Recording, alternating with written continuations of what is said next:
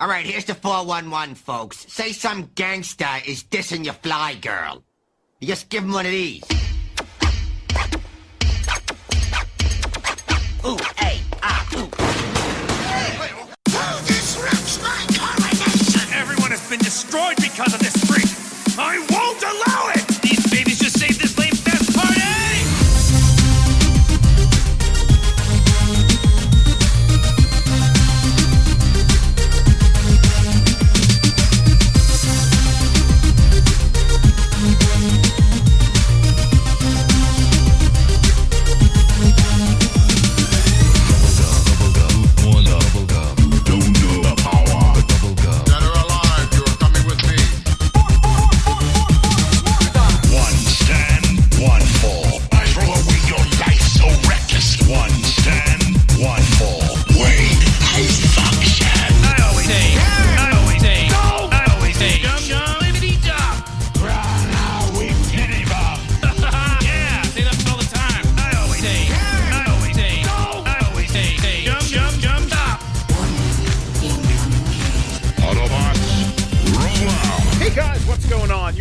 To ThisWeekInGeek.net. I'm your host, Mike the Birdman, but I'm not alone as we trek into the unusual time of the year that is October and Halloween. That's right, it's the final few days before we celebrate all things evil, satanic, and candy-filled. And I'm not alone as I journey to find the Great Pumpkin, which is the biggest ripoff in history. Alex, the producer's here with you. I'm still angry about that. There's no fucking Great Pumpkin. What a ripoff. Yeah. Fuck you, Charles. Fuck you, Charles Schultz, and fuck you, Charlie Brown. I'm good now. Now that I have that anger out of my system, what happened this week? So anyway, this past week was my 39th birthday. That's right. I am inching towards the inevitable cold embrace of death. And had a bunch of really good things happen to me this week, fortunately. I had a fairly fantastic birthday. I got some pretty neat things. I got the Playmobil DeLorean, which is utterly fantastic. It's based upon the Back to the Future actually, I think it's it's the Back to the Future 1 model. It doesn't have the Mr. Fusion, but it does have the plutonium and the lightning rod, which is really cool. So wait, what you're saying is you got 1 year older physically and 35 years younger mentally. Yes. Well, I'm amazed at the quality of the Playmobil brand. Like, I'm wondering what other vehicle. Okay, honestly, if you told me, Alex, they were making Mad Max Playmobil toys, I would be all in. If you could get Mad Max's Interceptor, that'd be cool as hell. But yeah, so I got that. I got a new set of Nintendo Switch Joy-Cons in pink and green. They look fantastic. I got Mario Party for the Switch. I got Splatoon 2 for the Switch. I bought myself Fire Emblem Tokyo Mirage Sessions, or whatever the fuck that's called. Tokyo Mirage Sessions, yes. Which is really cool. You sold it to me. It's Persona meets idols, like Japanese pop idols, meets Power Rangers, meets Fire Emblem. Yeah, you kind of sold me on the Persona part. I'm thinking, you know what? I got a little bit of birthday money. Let's go nuts with it. So I bought that for myself. I'm looking forward to our break in December when I'm just going to play nothing but that and Cyberpunk. So that's really cool. I also got a couple of Marvel Legends. I got myself Stan Lee with his autograph on the shield. I got War Machine from Endgame, which that's a really nice looking figure. I got Carnage, which is really nice. And I also found this new line of Transformers. They were announced earlier this year, and I just found one on the shelf randomly. I found G1 Megatron. Now, he doesn't transform, but he's about 6 inches in scale. And it's the modern reinterpretation of the Action Master line, if you remember those from the late 80s, early 90s. They don't transform, but they're highly detailed, and there's some great posability. It's a great sculpt, looks pretty awesome. My roommate Shannon hasn't gotten this for me yet, but she's getting me 2 shout outs from Cameo, and they're kind of awesome. Yeah, she's gonna get me the voice of Barrett from Final Fantasy VII Remake, and he Okay. is a steal on there. Okay. And I'm getting the Crypt Keeper. Oh, Yeah, so I'm like, holy shit, that's awesome. She's like, Mike, that's cool. I the ads on Facebook, dude, for Cameo, like going from like A-list celebrities to like beyond wash-ups. Like there's people William that Hung. like, well, there's a lot like that on there, or there's like somebody who pretends to be the fly on Mike Pence's head. Like, yeah, that's and they want like weird. $30. I'm like, $30 for that, or $80 you could get like, Elvira I don't know, and shit like that. Kane yeah. Hodder. What is it? Charlie Sheen was on there, and it's like $1,000 or something like that for. Jason Alexander's 1,000. Charlie Sheen's only 300. That's a steal. Can you trade him like crack for it instead? Like at this point, like some of the other people on there, it's like some of the standard wash-ups you'd expect, but it'll be like Jason Alexander, and then it'll be like somebody who played a crackhead on an episode of NYPD Blue, and you're like, why? It's so weird. Like me and Shannon spent the good chunk of, I think it was like Thursday morning, just browsing Cameo, and my top 5 picks were Squidward from SpongeBob, because I wanted him to roast me. And he was a steal, too. I could have got Bender from Futurama, John DiMaggio, I think his name is. Yeah. John Barrowman. So I could have got Captain Jack Harkness, and he hams it up hardcore. But you see, I see some of these people, and I'm like, some people I'm like, we've interviewed, and I'm like, we're not going to pay them to do this. Why don't we just call them and do another interview? In some cases. But yeah, like I was just so surprised to see the range of people on there. Like not many the main Stargate actors though, which I was really surprised. Because these people are still active. Like, you go on like the Cameo website, and the first thing that pops up is Kenny G, $200, Matthew Perry, $500, and I'm like, why? Who else? Like Jerry Ryan's like $400. Judge Janine from TV, $200. Anthony Anderson, $150. You're telling me that Kenny G costs more than Anthony Anderson? Yeah, there were some weird ones. The one Ernie Hudson, $135. That's not bad. Randy Couture, the MMA legend, $50. Really? Mick Foley, $75. Mick Foley, $75. That's a steal. The wrestling guys seem to be some of the cheaper ones. Like, yeah, I think Matt Hardy's only like $110, and he'd be because like he would ham it up for you. Like, there are people that I've never ever heard of, or anything very many people have ever heard of, or it's like some baseball guy. Like Bret Hart's only $150. Yeah, like I'm impressed by some of the people that are on. Like some people you can tell don't have a really big ego. Now, as fun for the show, when I get these cameos from Shannon, I will share them on the show, but I will have them use my real last name, Ashkowitz. Okay. So they're not going to be promos. These are meant for me as kind of Shannon put it, like, Mike, you're hard to shop for. I don't want to buy you, in her words, material bullshit. This is something you can always have forever. Yeah, like this is awesome. So I'm so $200 you could get Steve Gutenberg. Okay, that'd be kind of awesome, actually. We should probably just see if we can contact him for an interview.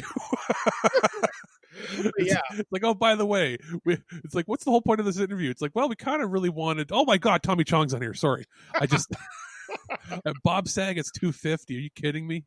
No way. Yeah. Kurt Angle's only $100. It really shows you that that wrestlers, as popular as they are, either don't think of themselves as worth that much, or they're just giving themselves like a really good value. Yeah, like that's awesome that there's some people on here that are really, really, really humble, and some that aren't. Mark McGrath's $99. You could get him on there just to, apologize for everything Sugar Ray's ever done. I like Sugar Ray. Yeah, you would. Yeah, not surprising. Now, also for my birthday from you, I got a TWIG branded face mask, and it fits wonderfully. I was worried about that because it's one of those things where they order, like, there's child size and then there's adult and adult large, and I'm like, is it really going to be adult large? Yeah, like it fits great. It's got these wonderful elastics in it, so I'm gonna keep it in my backpack of my wheelchair, so if I ever go out, guaranteed I've got a mask now.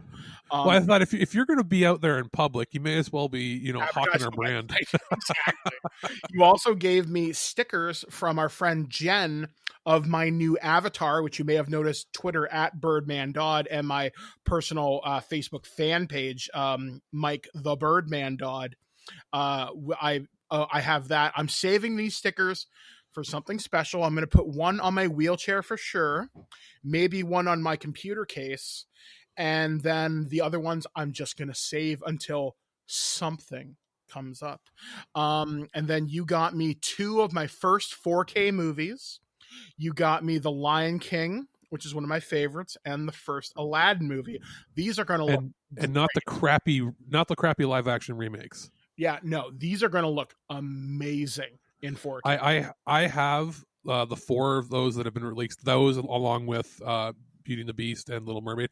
I am not sure that Disney's up in the air about saying that they're not doing 4K releases anymore, but I don't know if that means of all of their properties or if it's just the ones that they purchased from Fox, or if it's just I don't know. All I know is that of the Renaissance, 4 films have been released and they look astonishing.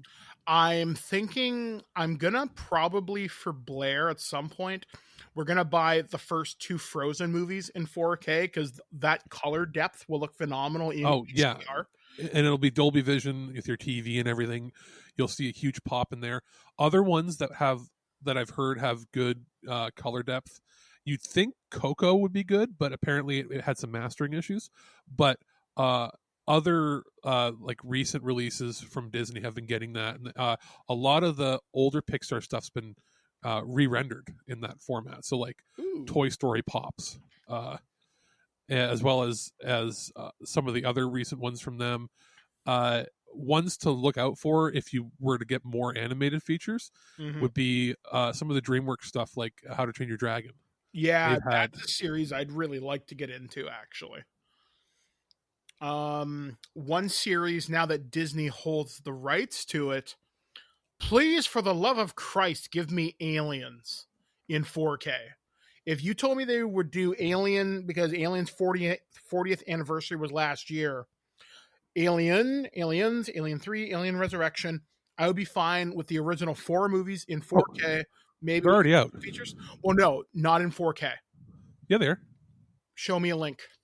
Alien Covenant's available. No, yeah, you're right. Alien is available, but I want Aliens, the second. Oh, yeah, you want the second one? Okay. Yeah, because because the newest ones are, and the first one is. Yeah, so but 2, 3, and 4 right now are not. Yeah, so hopefully we will see those in the future. Other than that, though, it was a fairly good birthday. Other things that happened to me this week, very quickly. Talked with my doctor about my weight loss surgery. Wasn't as scary as I thought it was going to be. As I mentioned this past summer, I did get a little bit off track, but evidently I'm still losing weight because some of my clothes are still fitting a little bit differently. But now that winter's here, I can't get out of my wheelchair as much. So now we're developing new physio exercises, and I am looking into VR as a possibility. I started talking on Reddit about it the other day. I'm getting some good feedback. I actually talked to Victor Lucas personally about it because he did a review on the Electric Playground and he gave me some advice about VR. I'm still not 100% sold. We have reached out to Facebook. Because it's even if you're going with like the all-in-one solutions like the Oculus, the issue becomes the amount of money you invest, and if you're going to invest that kind of money, you have to make it a part of your routine every day, otherwise it's not worth the cash. Yeah, because I want to play Beat Saber, that Metal Gear Solid game, which whatever it is. Oh, the one that looks like Metal Gear Solid? Yeah, that one, and I really want the Walking Dead one, and the stuff by Ready by Dawn, Ready at Dawn, the guys that did The Order 1886. Yeah, they've made a few games that are good. The problem is you got to look at game compatibility and what you're going to put out. So if you're going to get the cheaper one that's like $400 instead of like $600, you got to go, okay, well, you're going to have to determine how many games you want to download, and you won't be able to keep all the games on there at one time. So I would also consider playing Star Wars Squadrons, because you can hook it up to your computer. And Alex, you told me when you built the new TWIG studio computer, technically I could do VR. And you could, but that won't work with the Oculus setup. It does. Victor Lucas has got it working. Not with the all-in-one set. You have to get the one that's the separate, the PC version. No, he did it. It's in his review. It is? Yes, and Angry Joe also did it as well. So that's kind of Angry Joe did it on PlayStation VR. He did it on PC, PlayStation VR. Vic did it on the Oculus 2. So I am considering it. I'm thinking about it, okay. But I also may think I'd be happier with the $600. Well, as I was going to say, it's $600 to $700 investment to maybe play 3 games right now. So it's wait and see. Yeah, I'm gonna wait and see if there's a big deal, maybe next year. I've been talking if it doesn't sell more, like it's apparently not selling very well, the system at all. And there's a bunch of bugs with it that may deactivate and log you out of your Facebook account forever, which would be catastrophic for us. And if you ever decide to close your Facebook account, you lose your purchase. You lose your purchases forever, and even if you reopen your account, they're gone. Yeah, they're basically using punishment tactics for not using Facebook. Yeah. So so maybe wait and see. Maybe Boxing Day, when people have given up on the system. Yeah, it might just magically show up for $2.99 instead of $3.99. In that case, yes, please. Anyway, I've gone on for so long. Alex, what has your week been like? Because I know you've been very busy. We have news to share. Yeah, well, I've other than playing some games that were RPGs that obviously take some time to review, one of which being in this week's show, it's been mostly a crunch time getting a website working. We had some initial issues getting the template to do what we wanted it to do, and so I had to do some workarounds, and I had to manually import all of our old episodes, determine what we're going to keep, what we're not going to keep on there. And we sort of went with everything from 2018 forward. We'll have all of the original posts, but they're all organized into separate show things, because the old site was not great. We had basically a few feeds that are a few categories that on the site that things could be in, but pretty much every new show we had developed since I came on in 2017 had to be put under the TWIG filter. So whether it was a loose cannon or a everything but prototype basically had to be under the one category. So now on the new site that should go live whenever things get transferred over, because it takes a few weeks or so. Sometimes it's the initiation for domain transfer and hosting transfer went in last week, and we're just sort of waiting on hey, it's all been done. Every single show on the website will have its own category, easily scannable from a drop down box at the top. All of the most recent episodes, like always, will be on the front page. You'll be able to listen to an episode on the front page or on any page that you're at without, if you just want to quickly listen to something, you don't have to open up the post to read every single thing in the post. You can just play it where it is. There's also going to be a listen here tab that will bring up a playlist of everything that we've ever done. So you can just have a continuous feed if you just want to have a thing playing in the background. We've updated our bios. We've optimized the new site so that it loads on any platform that you're on. If you've been somebody who's ever tried to load our website on your phone or tablet, you notice that the mobile version, you could barely search anything. You could barely load anything. It was convoluted and old because, we were dealing with a website that was from, the site was last updated when smartphones were new. So this new version of TWIG is going to scale to any size, any resolution, any platform that you're on. It's going to play. I haven't tested it, but I'm pretty sure if you loaded it in the browser on your game system, it would work. So yeah, that's what I've been working on.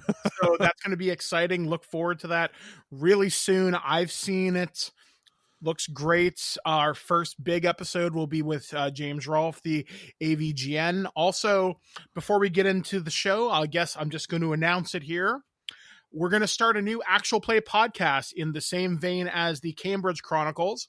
I am assembling my team right now as we speak.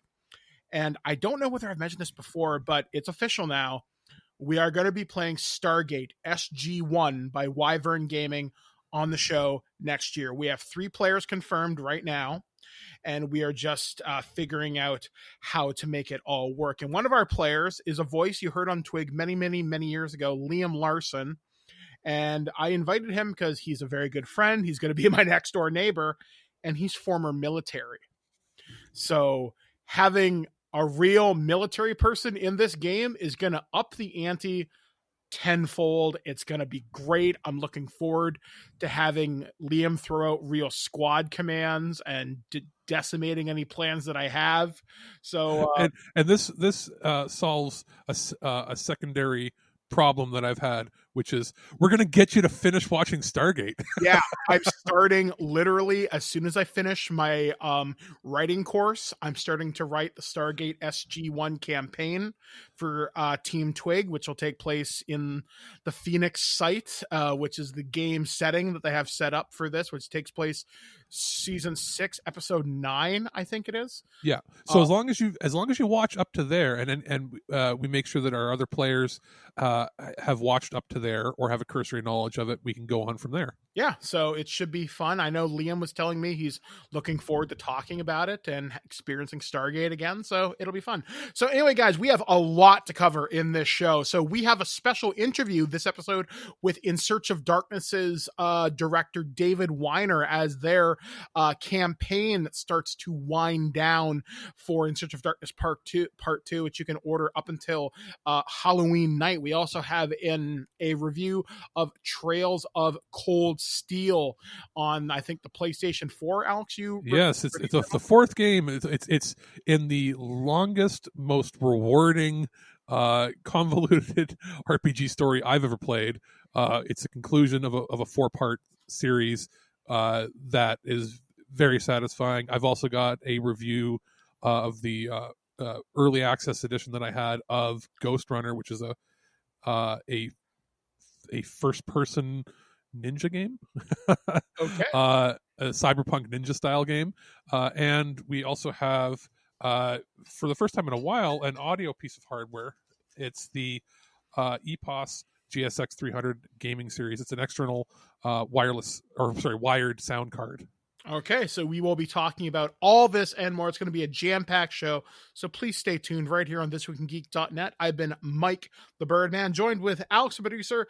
Let's take things off with Ghostrunner. We'll be back, guys, right after this, only on ThisWeekInGeek.net.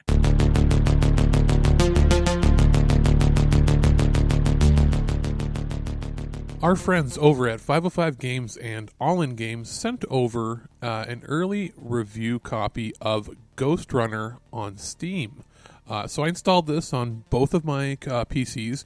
One is a Intel machine using an older GTX 1050, pretty much an entry-level card, something that a lot of people would still likely be rocking, especially if you're using it mostly for light gaming and for like a lot of media consumption. It's still a fantastic card for video editing, that sort of thing, if you're doing 1080p. So something in the $100 price range or $150 price range of what you'd still be able to pick up.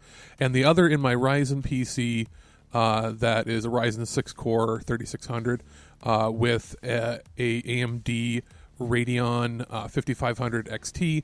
So mid-range gaming, entry mid-range, modern card that can pretty much max out everything at 1080p and do some light 1440p and 4K gaming on medium settings. So I wanted to sort of give it a range of, an entry-level game, because we know that these kind of games are going to run fine on high-end hardware. It's just sort of, where is it going to stand on middle of the ground, and entry-level stuff. And I'm happy to say that it runs pretty fantastic on both. When you install it, and this is a preview edition, so there might be some little slight changes before it launches live right away, with updates. But it on my PC with the lower end card, it detected automatically what settings it should run at. I really didn't need to tweak anything. It ran 1080p medium settings, which was pretty cool. 1080p medium settings with a 60 FPS cap turned on automatically. And in doing so, it ran pretty much buttery smooth. I was dropping in frame rates to like 55 frames per second, which is pretty good considering we're using a 3 or 4 year old card that was an entry, the lowest level card you could get below just the pure media consumption card. And then running on the more modern Ryzen PC, it detected, even though my TV and everything could do 4K, it determined that the best quality that it could run at was 1080p, maxed out everything. And every setting was maxed out. Currently, it has a resolution slider for as far as like rendering size, where it's like 100% down to left. It doesn't go higher than that, but there is options for, I guess, temporal. It had like a few tick boxes for super sampling, and where that was recommended to be off on my lower end PC, on the higher end one, it turned them right on. So it was probably my best guess rendering at like 1440p or something, and then downsampling to 1080, and it looked fantastic. Both looked very good on the monitors I was playing on, as well as when I hooked them up to a TV. But as far as which was more smooth, obviously running on the 5500 XT, especially now that the driver situation on the AMD side is getting a lot better. Now, that being said, what is this? It's a first-person cyberpunk parkour game. So think mixing a little bit of Mirror's Edge with, it's like you're swinging a sword around and then slashing people up and attacking that way. It's kind of like a mixture of the old school 90s first-person shooters, and then mixing in the modern fluidic parkour aspects. So you're jumping off of walls, you're running on things, you're boosting, you're going into bullet time mid-air to dodge attacks and then slashing at somebody and attacking them. It has a very cool cyberpunk neon aesthetic to it. Very well put together. The controls are very concise. If you make a mistake, it's on you. I found it plays best, honestly, with the controller. You can play it, obviously, mouse, keyboard, and everything, and you can do that. It's a shooter, obviously. But I don't know. I just personally felt more comfortable playing it, even on that it was a PC release, playing it, with my Xbox controller. Now, audio-wise, it's nothing to write home about as far as the grand epic music, but it has a really good atmosphere. There's good sound design. You can hear things happening all around you.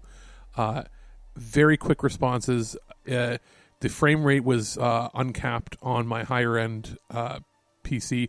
Now, I only have a 75 hertz monitor as the highest refresh rate monitor I have, but so it was obviously running at 75 hertz. And if you're somebody who has higher end specs, and you can run on, let's say, 120, 144, whatever you want hertz that way, it's going to be a buttery smooth experience.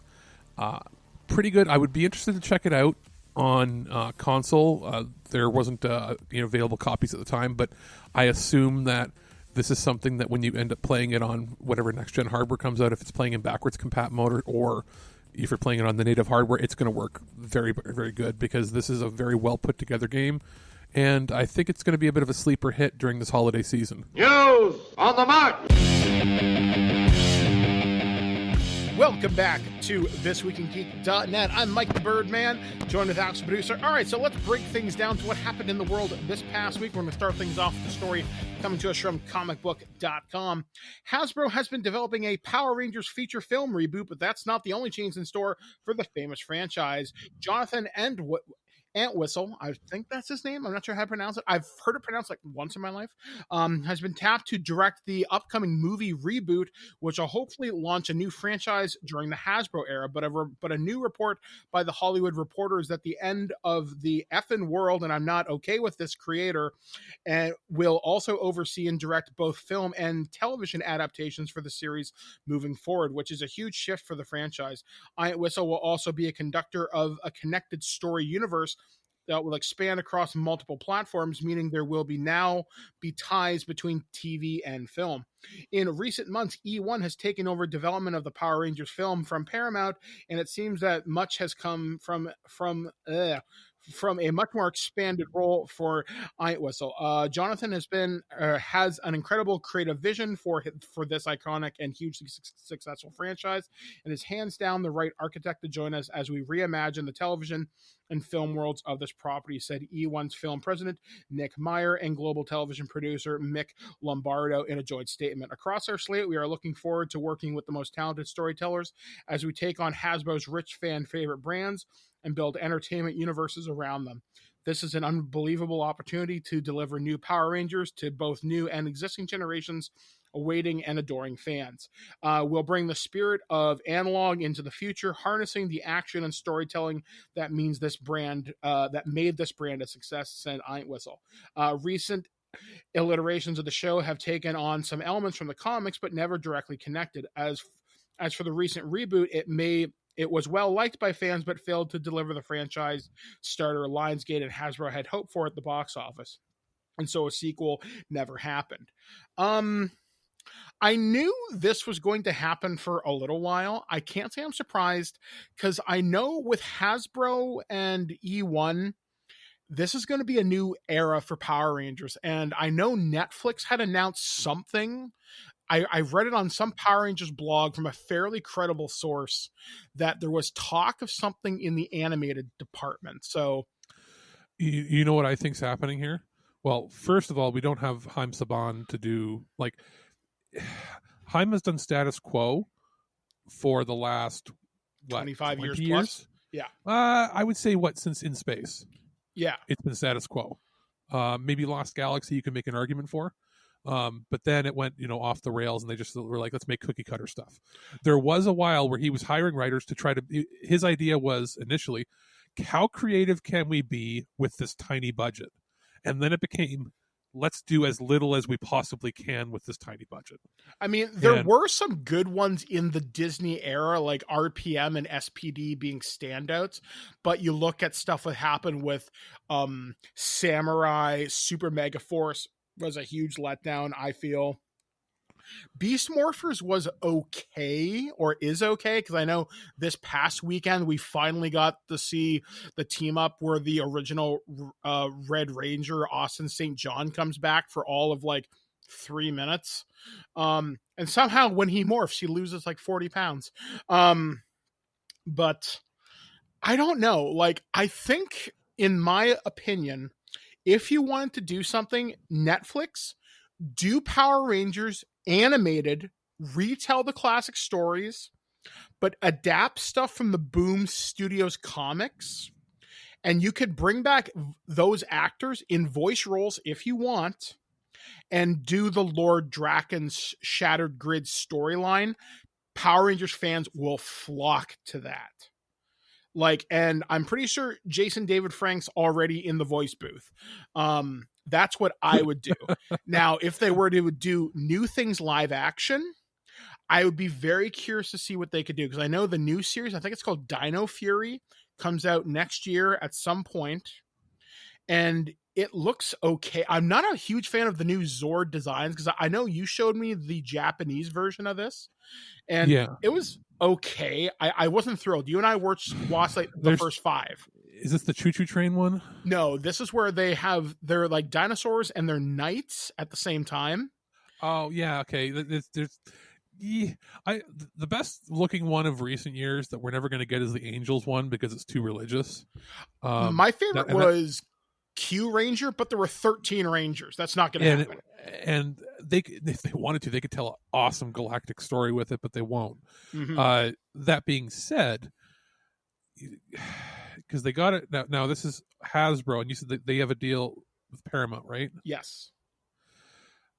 How much do you want to bet that part of this, they're going to invest more money than you were ever going to expect, because they're going to want this to be something that they can put on as a flagship franchise on the Paramount Plus app?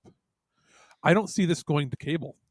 I don't see this. That's a really good idea, actually, because this would be something that would sell this app wonderfully.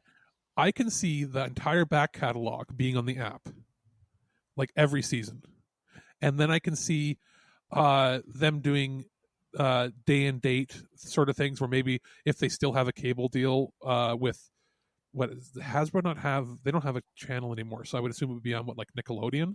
Yeah, Nick shows Power Rangers because they're the ones doing Beast Morphers right now, and they're owned by Paramount. Yes, So or CBS, Viacom, whatever.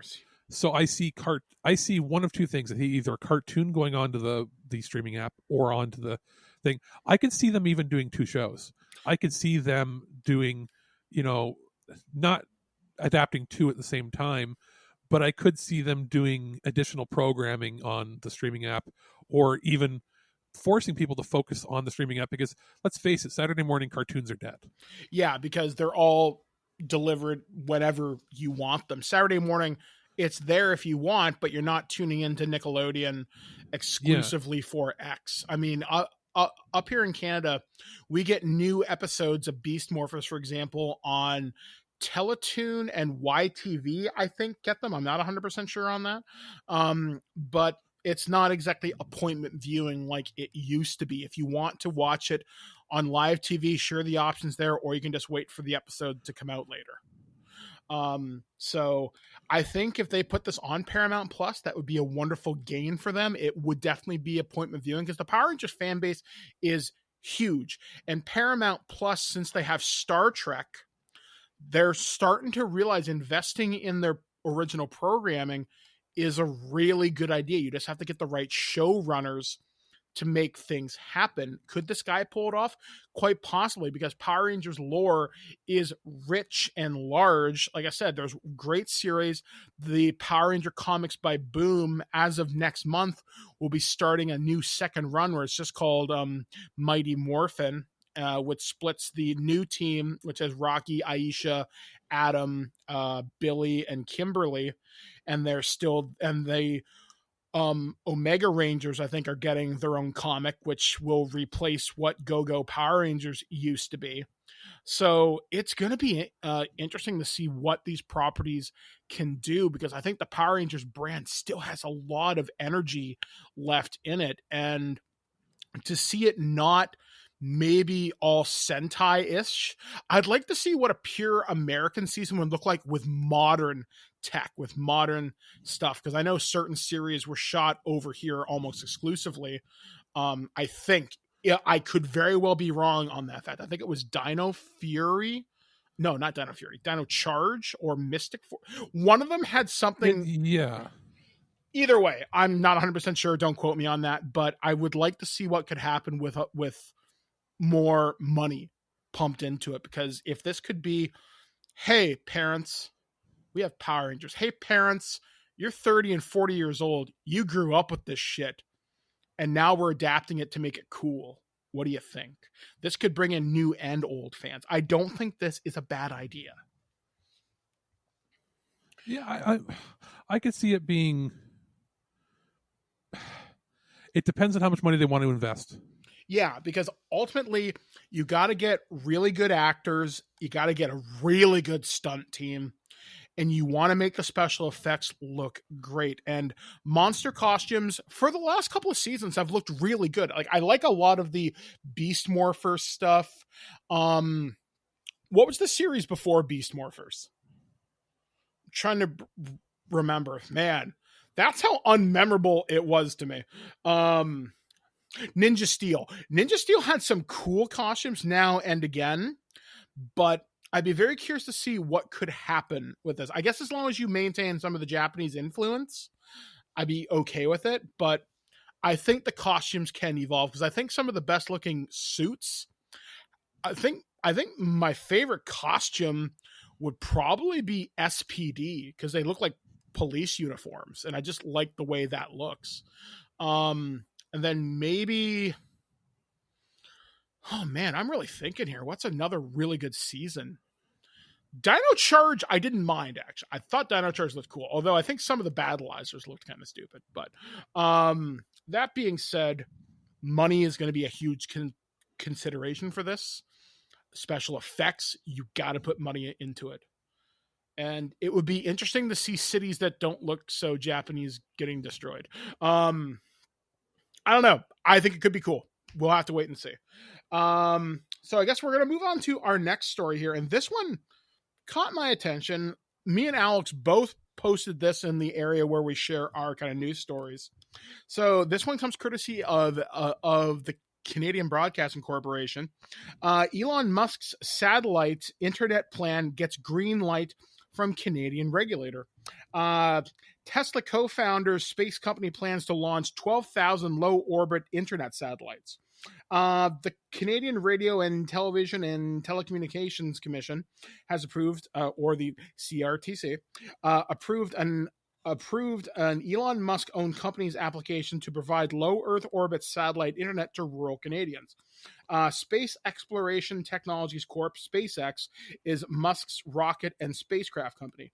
One of the company's projects is to bring high-speed internet service to hard-to-reach rural areas around the globe by launching thousands of small satellites that will orbit just 550 kilometers above the Earth, vastly speeding interaction with residential computers on the ground. Traditional telecommunication satellites orbit at more than 20,000 kilometers above the Earth. The CRTC approved letter last Thursday and addressed the SpaceX's chief financial officer, Brett Johnson. The commission received 25 or almost 26,000 interventions regarding space exploration technologies. Corp's BIT application reads the notice. I didn't give the exact number because you don't need to know. After consideration of the comments received, the commission has approved the application and a BIT license is enclosed. The vast majority of the interveners were individual Canadians living in rural areas of the country who support the application. SpaceX has been launching trains of 60 satellites roughly twice a month since May 2019. The most recent launch took place at Cape Canaveral on Sunday aboard the company's Falcon 9 reusable rocket. That brings the total number of orbiting satellites to 835. Eventually, there will be 12,000 satellites in the network.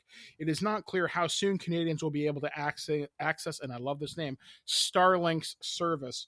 SpaceX has said it will begin beta tests on the service with volunteer households in Canada and northern areas of the United States this fall.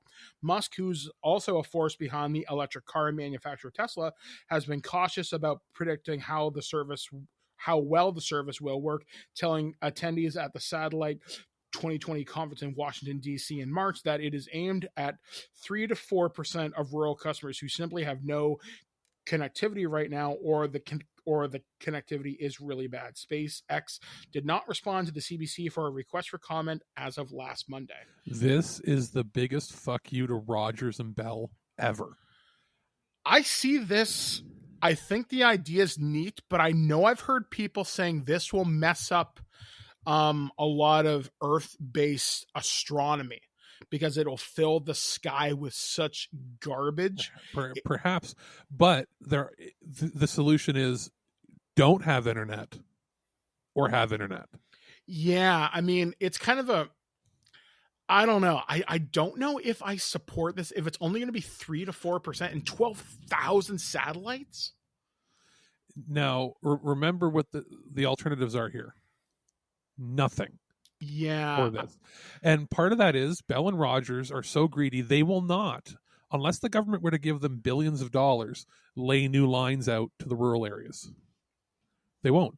There are rural areas. There's a large part of Canada that has dial-up still, or has DSL at like 3 megabit per second.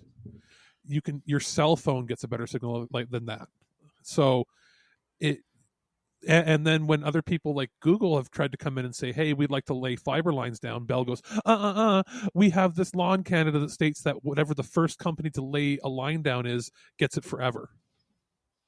So Bell owns half the fiber, Rogers owns half the fiber, Rogers owns all of the cable in Canada, and Bell owns all of the phone lines. What else does that leave you?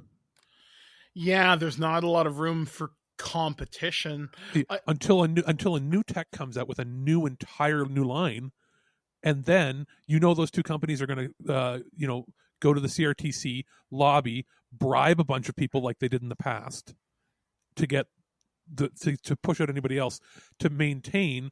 It's not even an oligarchy; it's a monopoly between two companies that own everything. Yeah, like I'm all for competition to make things better for people. Like some billionaire doesn't need another fucking yacht, but I have to look at it from the realm of science as I see potential for interference. Well, what I want to see with this is I want to see this get shot down, but with an alternative put in place saying, Yes. hey, we don't want this. And the government goes, well, fine. What else can we, if we're not going to get the satellite system, then somebody has to put lines out for them. Yes, absolutely.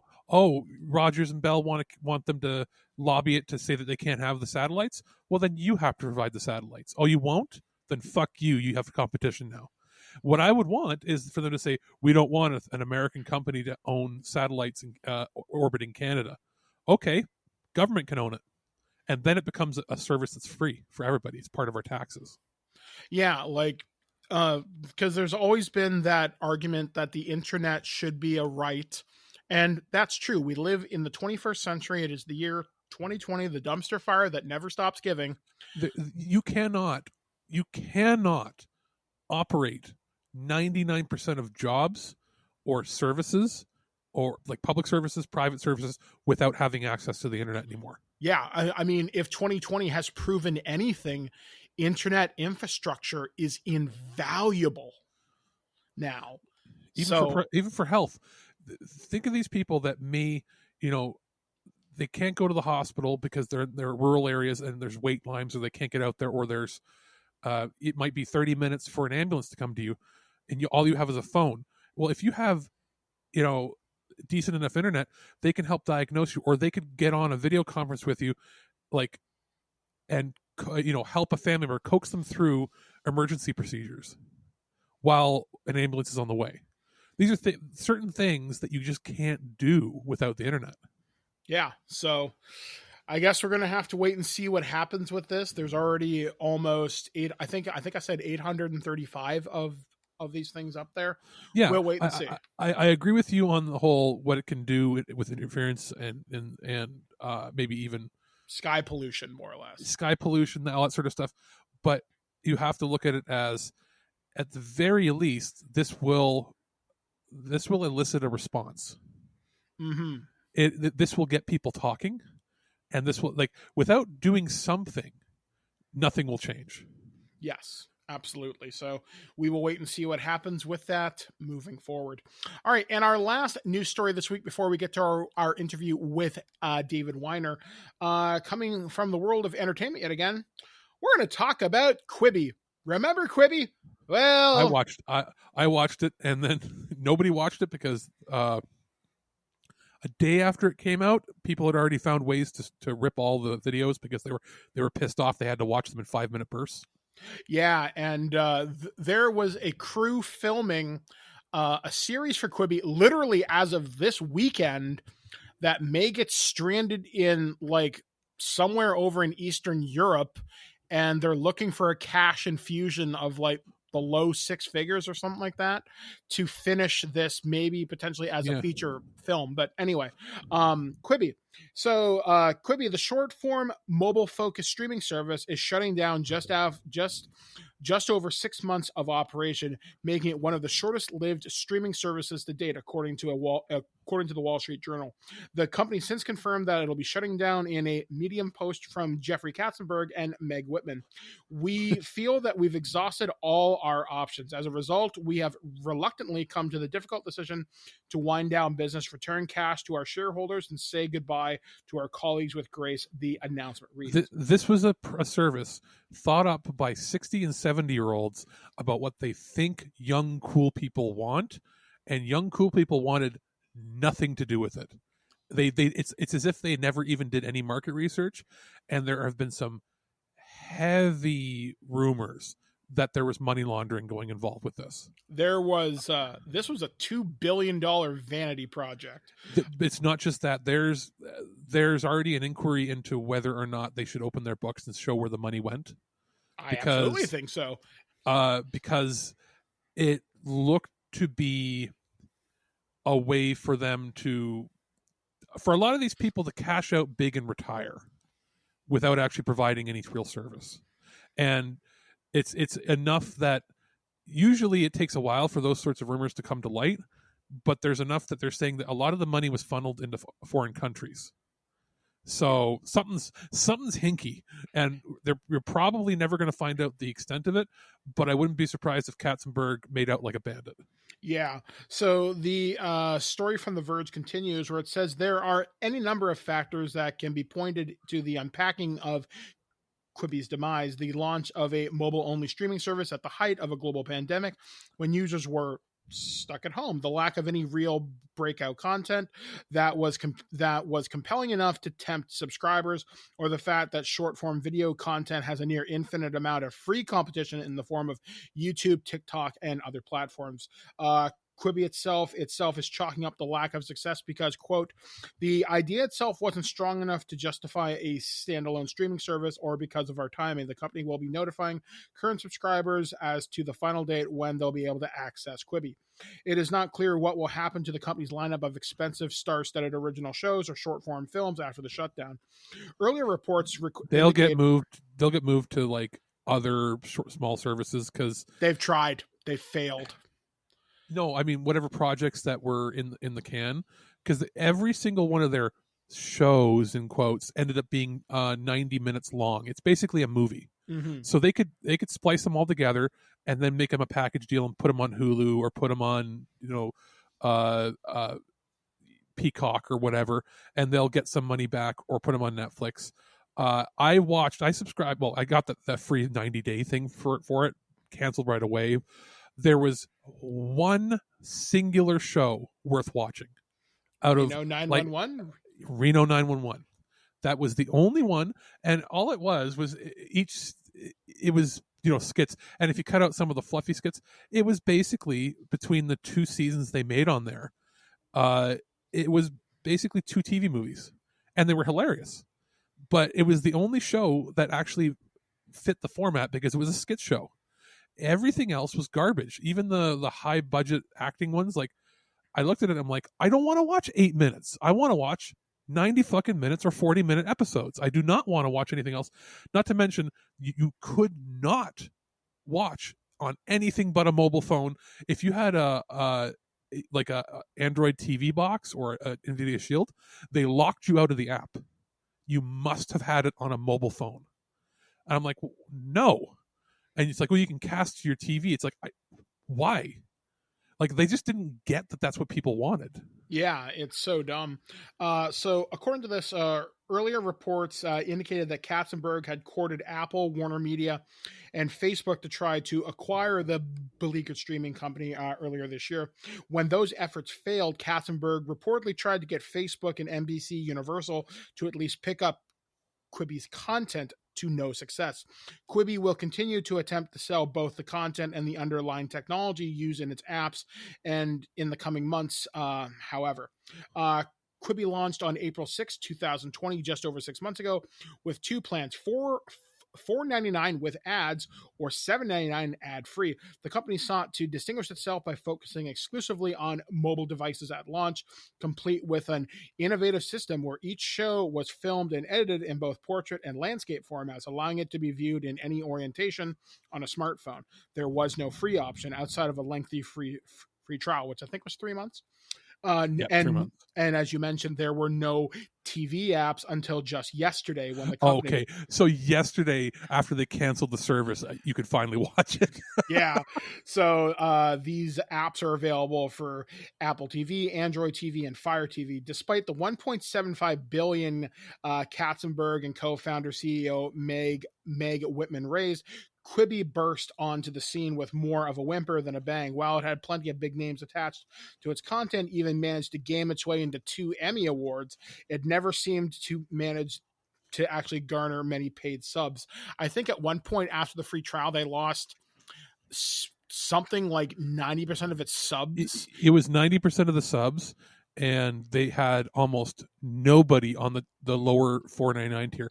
Why would I pay $5 to still have ads on 5-minute episodes? So, according to this, a report from App Tracking Sensor Tower back in July claimed that Quibi lost over 90% of its subs after the initial 3-month trial ran out, with just 72,000 of its 910,000 users who had signed up at launch sticking around as a paid sub. Quibi refuted those numbers, claiming they were incorrect by an order of magnitudes. No, wrong. No, I can tell you right now, I signed up, my brother signed up, and out of the hundreds of people we know on Facebook, there was maybe 10 people. I knew one person talking about it. One. Me. There was you and somebody in our Discord chat. That was it. And they were probably saying, hey, we got 100 fucking million young people in North America that would want this, and out of the 100 fucking million, it was 1%. Yeah, that were even in. 1% were interested, and 10% of them considered staying. Yeah. So it is the most abysmal failure of all time. Yahoo Screens, remember that? Vaguely. Had more people watching. They launched with Other Space and the final season of was it Community got the final season on there? Yeah, Yahoo, yeah.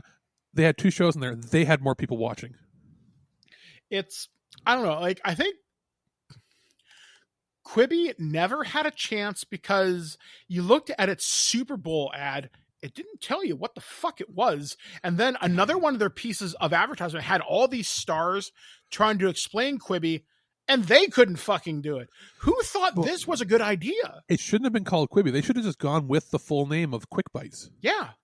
I mean, all it was, remember when Battlestar Galactica had the minisodes back in the day? Yeah. Or now, and those were free on the website. Or if you go to, what other shows had that? I think Stargate Universe did. Agents of S.H.I.E.L.D. had, I think, some stuff. Lost used to do them. Remember, they always had those in between, little bits and pieces. Lost Heroes had them, a lot of those. And then even more recently, you've got Short Treks. You know what they are? They're free little bits to keep you enticed to another service. They're not the whole service. They were never meant to be. They're supposed to be throwaway things to get people more invested in a larger program. Not, hey, here we got one of the Hemsworths. We paid $100 million to make a movie, and we're cutting it down to 5-minute bites, and we're going to hope you're going to watch it. Yeah, like Quibi never really stood a chance because there was no solid plan. There was no blockbuster franchise. I mean, I don't know if The Fugitive even launched, but that was the one that they were claiming was going to be their big one. The one with Kiefer Sutherland, the remake of The Fugitive. I don't know. I mean, and that's the thing. I mean, we are in the media. We don't know. And hey, let's cast people in their 50s and make it for young people. Like, there was a disconnect. It was all really good actors, all older, with a couple young people. And then they were trying to market. They were trying to make a network for people under the age of 15. And then they put programming on that only old people would like. Well, if they're trying to make it for people under 15, how the fuck are they going to pay for this without a credit card? Oh, no. The whole idea, I guess, was your parents would pay for it. Oh, on your fuck parents, that. On your plan, right? Yeah. And, hey, guess what? You know what we already have? People already have TikTok. People already have YouTube. I forget what Instagram has their own short things. I forget what they're called. Is it Reels or something like that? Yeah, Reels, yeah. Like, these things exist. There's YouTube. Like, not to mention, if you want short little episodes and crap, that's what YouTube was for. Yeah. I mean, it wasn't a good idea. It was a $2 billion fucking mistake. And people made it. I want to see where that money went. Yeah, like boy, oh boy. Yeah, like one of the shows that I watch, I've mentioned it on this on this podcast several times, is one called Internet Today, and they've talked about Quibi since the launch, and they're like, it doesn't look fucking good because like there were so many executives jumping ship early on too. Yeah, like there was such a failure of leadership. I think it's like a Russian money laundering scheme. Like there's something not right with it. The banks apparently weren't where they held their funds was not in the U.S. even though it's a U.S. company. So something's not right there. Something hinky with tax loopholes was done. This was a way to clean some money. This was a way to even though they say on the books they're spending 100 million, maybe they're spending 50 and getting the rest back. Something's not right. And then the only thing from it is the technology was fantastic. You know how you'd hold it like you'd hold your phone and and it didn't just crop it. Each episode was designed in such a way that when it detected that you switched it to landscape or horizontal, it pan and scanned perfectly for the frame you were watching it in. So that doesn't mean if you just turn something sideways, either you're going to have bars on the top and bottom, or it's going to crop things that you would normally want to see out. It actually dynamically knew who was talking or who was the important feature of that scene, and it would auto shift and pan to where it needed to in horizontal mode or vertical mode. So the technology is fantastic and could be used for things like Netflix. Think about that, like a kid watching Netflix on their phone, if they could turn it and the cartoon still showed them what they needed to see in the right way. So they're going to make money on that tech because nobody else is doing that. But everything else is garbage. So Quibi, rest in peace. Fuck you. Anyway, to bring things up to a much happier note, we are gonna shift things into an interview that I had a chance to do this past weekend with In Search of Darkness, the director, David Weiner. He's the guy we talked with last year about In Search of Darkness Part 1. We also talked about him about the upcoming project In Search of Tomorrow, but we're going to be focusing on In Search of Darkness Part 2, which is going to be entirely crowdfunded, I believe, and you have up until this coming Saturday, Halloween, to get it in, and you can't after that. You're shit out of luck. So we're going to talk about horror movies and all sorts of really cool things right now. And then after that, we're going to follow it with a review of Alex's peek at Trails of Cold Steel 4. We'll be back, guys, right here on ThisWeekInGeek.net. They're back! In Search of Darkness Part 2. I'm in this one. The 80s was the splatter decade. That was my decade. There was something really dark and sexy and strange. Crazy stuff. It's like a roller coaster ride. People love this stuff. There really was a shift of a whole new generation of monster makers. That was so clever and creative. We were rock stars in the 80s. Welcome back to ThisWeekInGeek.net. I'm your host, Mike the Birdman. And of course, we love to do things a little bit differently here on the show. We are moving into spooky season as it is drawing to a conclusion. And that's not the only thing drawing to a conclusion this weekend as we wrap into the Halloween season. I'm going to be bringing back onto the show David Weiner. He is the director of the amazing documentary In Search of Darkness. He's also working on In Search of Tomorrow. You may remember our conversations we've had with him in the past, and we want to talk about the sequel, which is currently undergoing crowdfunding right now. You can pre-order this thing up until Halloween, so just another week, guys, if you want to get involved with this, and you'll be able to watch the movie on November 17th.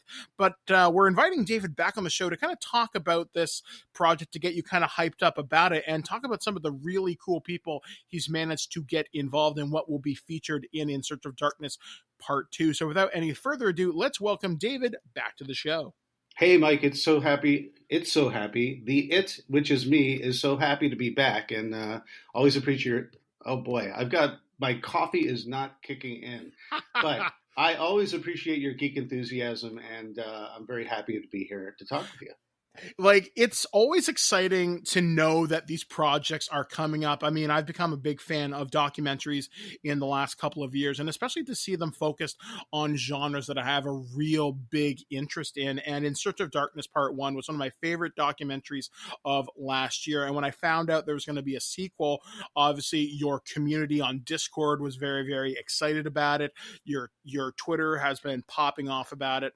And just following some of your social media posts over the last couple of weeks have been really exciting. And I want to talk about some of the people you've been able to get involved in this. I mean, obviously, you're bringing people back like Jeffrey Combs. You're bringing back Douglas Bradley. But you're also bringing in somebody, and I'm so happy to hear her speak, Laurie Cardill from Day of the Dead, who very quickly has become one of my favorite characters in all of horror. Because Day of the Dead is one of those movies that I I didn't really like it when I saw it as a teenager, but as I've gotten older, I think it may be my favorite of the Dead franchise. Yeah, it's something that I agree completely. A lot of people, when they saw that movie, they were expecting more Dawn of the Dead. And it's a very different movie from Dawn of the Dead. It's a different setting. The tone and the pacing is very different. The mindset is very different. And Laurie, it will be the first person to say that people didn't quite get it when it first came out, and were somewhat disappointed to a certain degree. And I agree with you completely. It's a much more intellectual and nuanced and clever and effects-driven 10 times more amazingly by Tom Savini than Romero's previous films. And it's so cool to have her in the film, carried over, talking more about her career. And this time around for In Search of Darkness Part 2, we didn't have him for the first time, but Tom Savini is with us as well. Ooh. So, like, some of the other people you got involved, and I'm so happy to hear from this guy, because this guy, I love whenever he does interviews. This guy's very, very, very enthusiastic, and that's Don Mancini from the Child's Play franchise. So what was it like to get him involved? He's a great guy. He's like, when I say he's a great guy, he's just a genuinely pleasant, sweet, smart human being. He really is. And when Child's Play turned 30, I did a piece with him and director Tom Holland on the anniversary of Child's Play for Heat Vision in the Hollywood Reporter. And I sneakily said, oh, by the way, I'm also doing this mega giant movie about 80s horror, and I would love to invite you to sit down and talk not only about the Child's Play franchise, but just about your favorites of the genre. And he was very considerate and said, I'd love to do it. I'd be happy to do it. And he sat down and delivered some really good stuff. And some of the things that, he talks a lot about, he talks about Child's Play. But in the second go around, he talks about some of his favorites, like The Omen 3 is one of his all-time favorite movies. He has a very specific.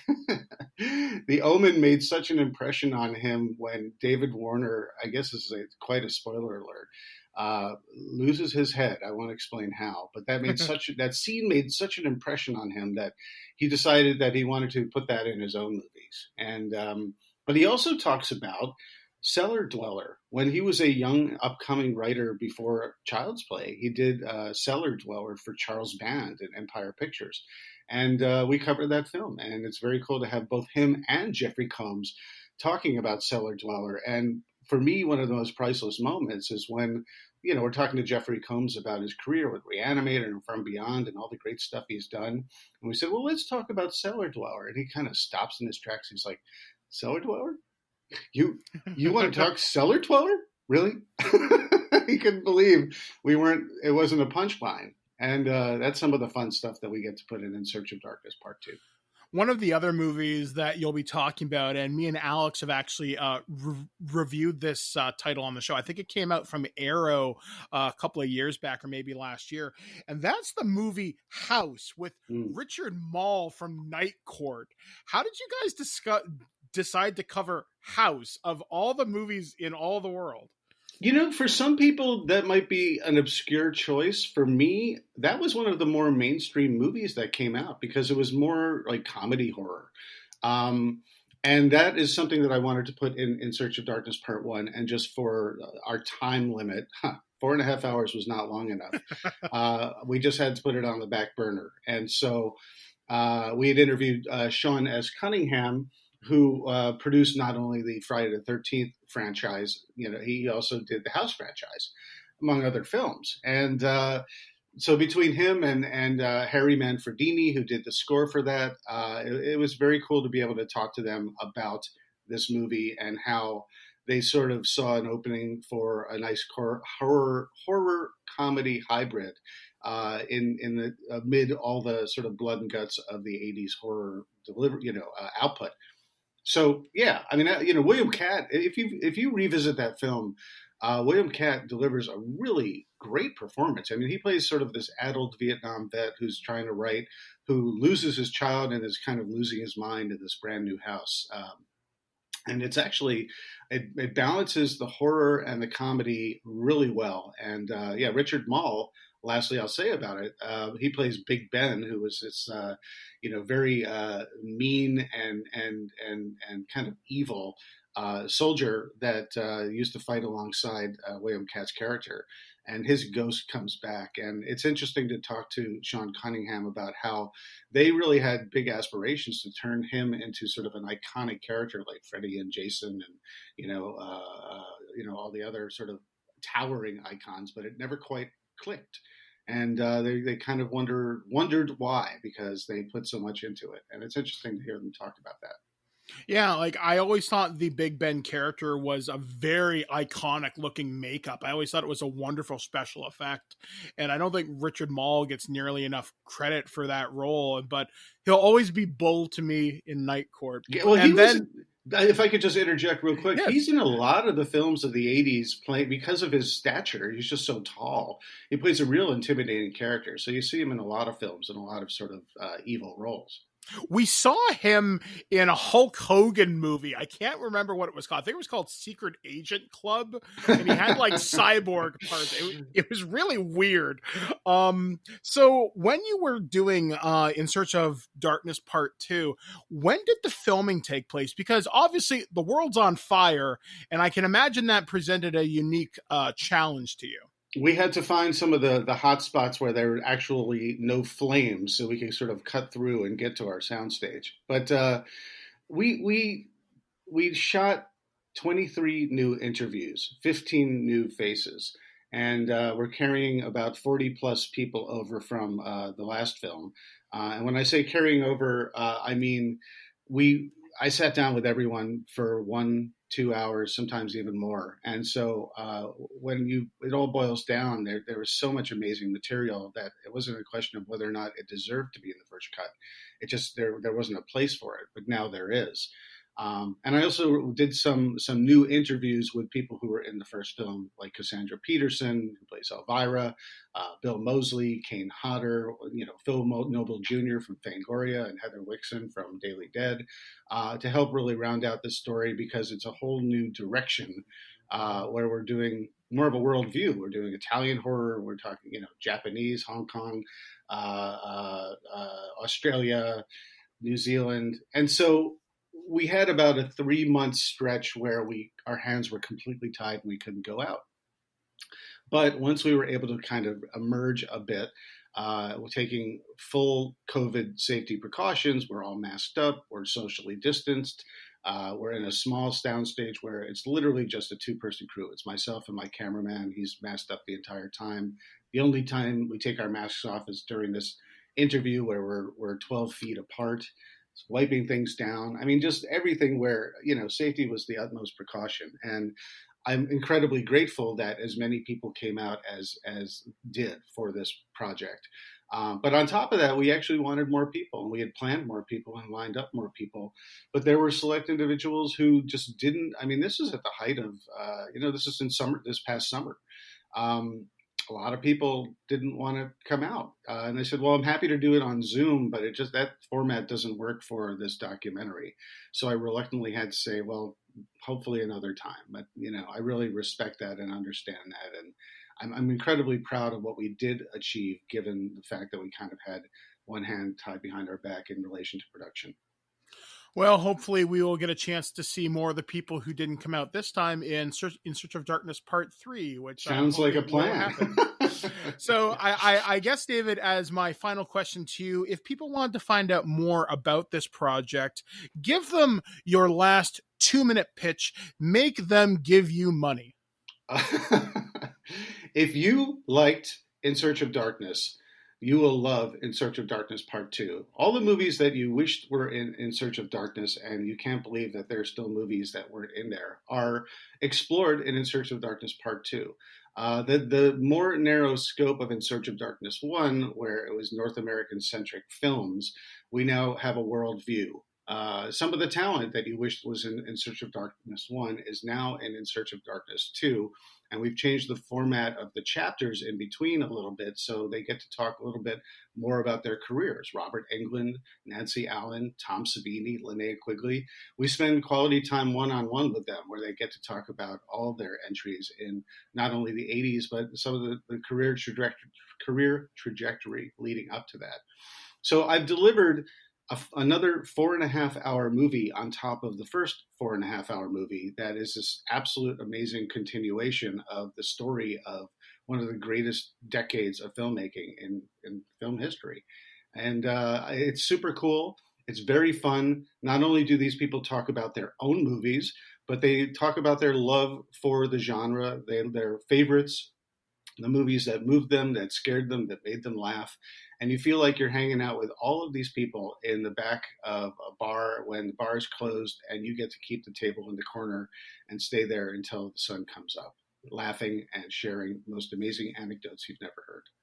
So this time around, we funded it ourselves, and we're simply selling it. It's a pre-sale where you get an opportunity to put your name in the credits. And you get all sorts of other cool things, posters and enamel pins, a soundtrack, digital download, along with the physical copy of the DVD or the Blu-ray.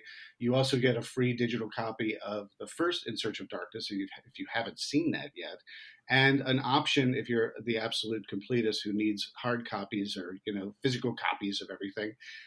You have an option of getting the first film as a DVD or Blu-ray as well. And then on top of that, we sort of decided to go extend this experience, this nostalgic experience, with a Discord community for In Search of Darkness, where for a full year you get access to that with Q&As, with a lot of the talent from these movies, and interaction with like-minded fans. And it's a pretty cool concept, but it only is available until Halloween night, and then that's it.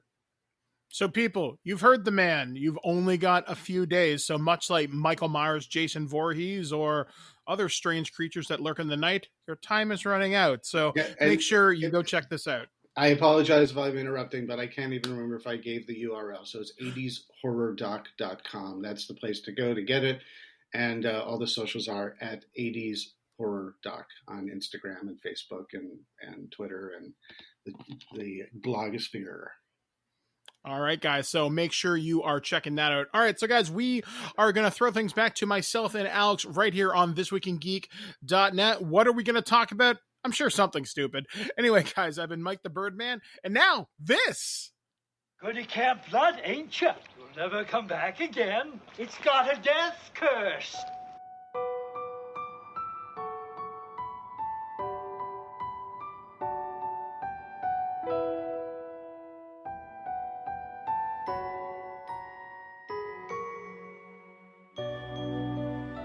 Well, it finally happened.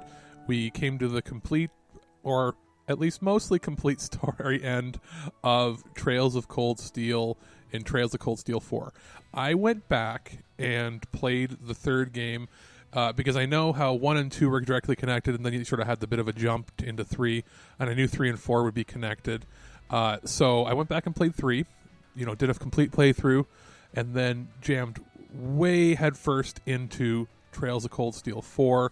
A review code was provided on PlayStation 4 from NISAmerica for me here. Now, thinking back on this, I've now played Trails of Cold Steel 1 and 2 on the PlayStation 3, then the PlayStation 4 remakes in the last year and a half, and then went straight forward into the third game, and then now into the fourth. So we're at like 400 hours of story, and that is just the Trails of Cold Steel, the Erebonia story.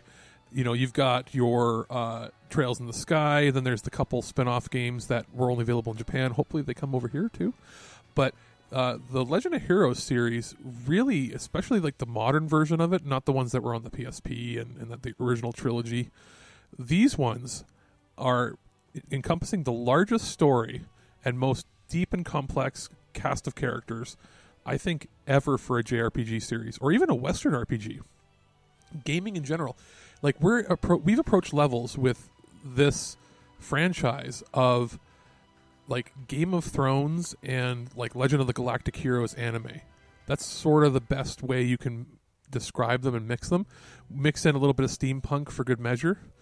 And you have that. There's fan service thrown in. Obviously, it's a Japanese game. We can't escape that. There's some of the ridiculousness, the Japanese-isms that don't really translate to the rest of the world, but they add to the charm of this world.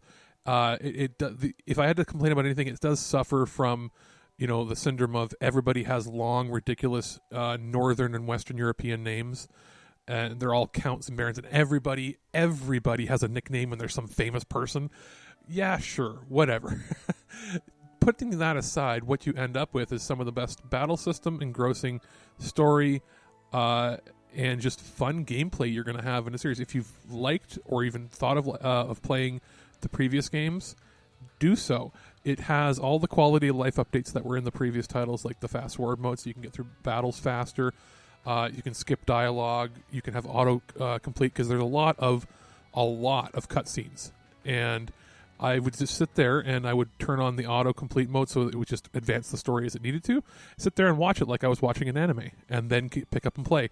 But it was never egregiously long, and if you wanted to, you could fast-forward or skip through them, which is great. There's still all of the choices and relationship building that you've come to know for the previous games. There's the fishing, all this, but they've put things on their head and twist them up a bit. Just when I thought it was going to be another formulaic playthrough, it changes up the areas you go through. It changes up the way you fish, the way you complete different storyline components. You don't play, it's no spoiler, but you don't play as Reen at the beginning of the game. You play as his new classmates or his new students trying to find him. And then, the storyline changes up as you move along. And there are some moments where you're watching, and if you've been playing for the last 3 games, you're like, it's like, holy shit, or oh my God moments. And you will be surprised. You will have, the emotions hit you. It will hit you right in the feels. Now, as far as systems in it that I do like, I really did like the card system. It's sort of an improvement on the previous one from the 3rd game. Some parts are a little harder than they should be in that. They had a mini game that I like that it's in it, but I really didn't like how it was implemented. They had a game called like Pom Pom, and what you do it's like Puyo Puyo or like a Connect 3 game, and you can do it against certain people when you talk to them, and they add it to your list of mini games. And when you fight them, sometimes it's unfairly difficult with the CPU difficulty on it, and it feels like sometimes you win just because it randomly chose that you could win, because they can move 2 or 3 times faster than you can, moving pieces, and it will almost always move them down perfectly. So you have to just hope you make the right move and then use an attack to like drop more, little creatures on them. So I beat the last 3 or 4 in that list by sheer luck on the first try, just because I was like randomly dropping tiles on things, and I found that to be more nerve-wracking than anything. I wanted to get it over with. I feel like if they had a free play mode on it, where you could change the difficulty of the characters and change the speed, let's say, especially once you've beaten all of the different people on it, it would be cool. But, as of right now, that's not available in the game. But your mileage may vary. If you're really good at puzzle games, you'll probably have even more fun than I did with it. There are more mechanics when it comes to how the battle system is run, and it does slowly roll them out to you bit by bit, which is great. It has the largest cast of characters I think I've seen in an RPG ever. Like, you're controlling like 20 people or more, and it'll break you up into parties of 2 or 3, and you're jumping between the parties to do multi-phase assaults on certain bases. Your certain boss battles where it's a multi-phase boss battle. Think Final Fantasy 3/6 on the Super Nintendo, and you'll know what I mean, where you're pressing tiles to move between areas, and then you have a boss battle where each party is facing a different aspect of that boss. I got so good because I am so in the zone when it comes to these games now that I was able to make myself a god character. I turned Reen into like a god of destruction. I gave him the right equipment with the right orbital setup so that he started every battle with 200 CP points, which is what lets you do your skill moves or your super skills, which are, blast them for maximum damage. and I had it set up so that every attack he did, or every special move he did 1.5 times the damage, so 50% more damage. And I also had him set up so that the very first attack he does in the fight does 200% damage, which stacks on top of the previous one. So I was doing like 500,000 damage to people, to bosses even at the end that had basically it would bring him down to like half health in one attack. And that doesn't necessarily mean you were going to win. And there's different difficulties, very easy all the way to hard and nightmare. Playing it on normal can be difficult at certain parts. So easy or normal is great. I did a second playthrough quickly on easy to see, or very easy to see how it was. Roughly the same. Very easy just is really helpful in the early parts of the game, more so than later on.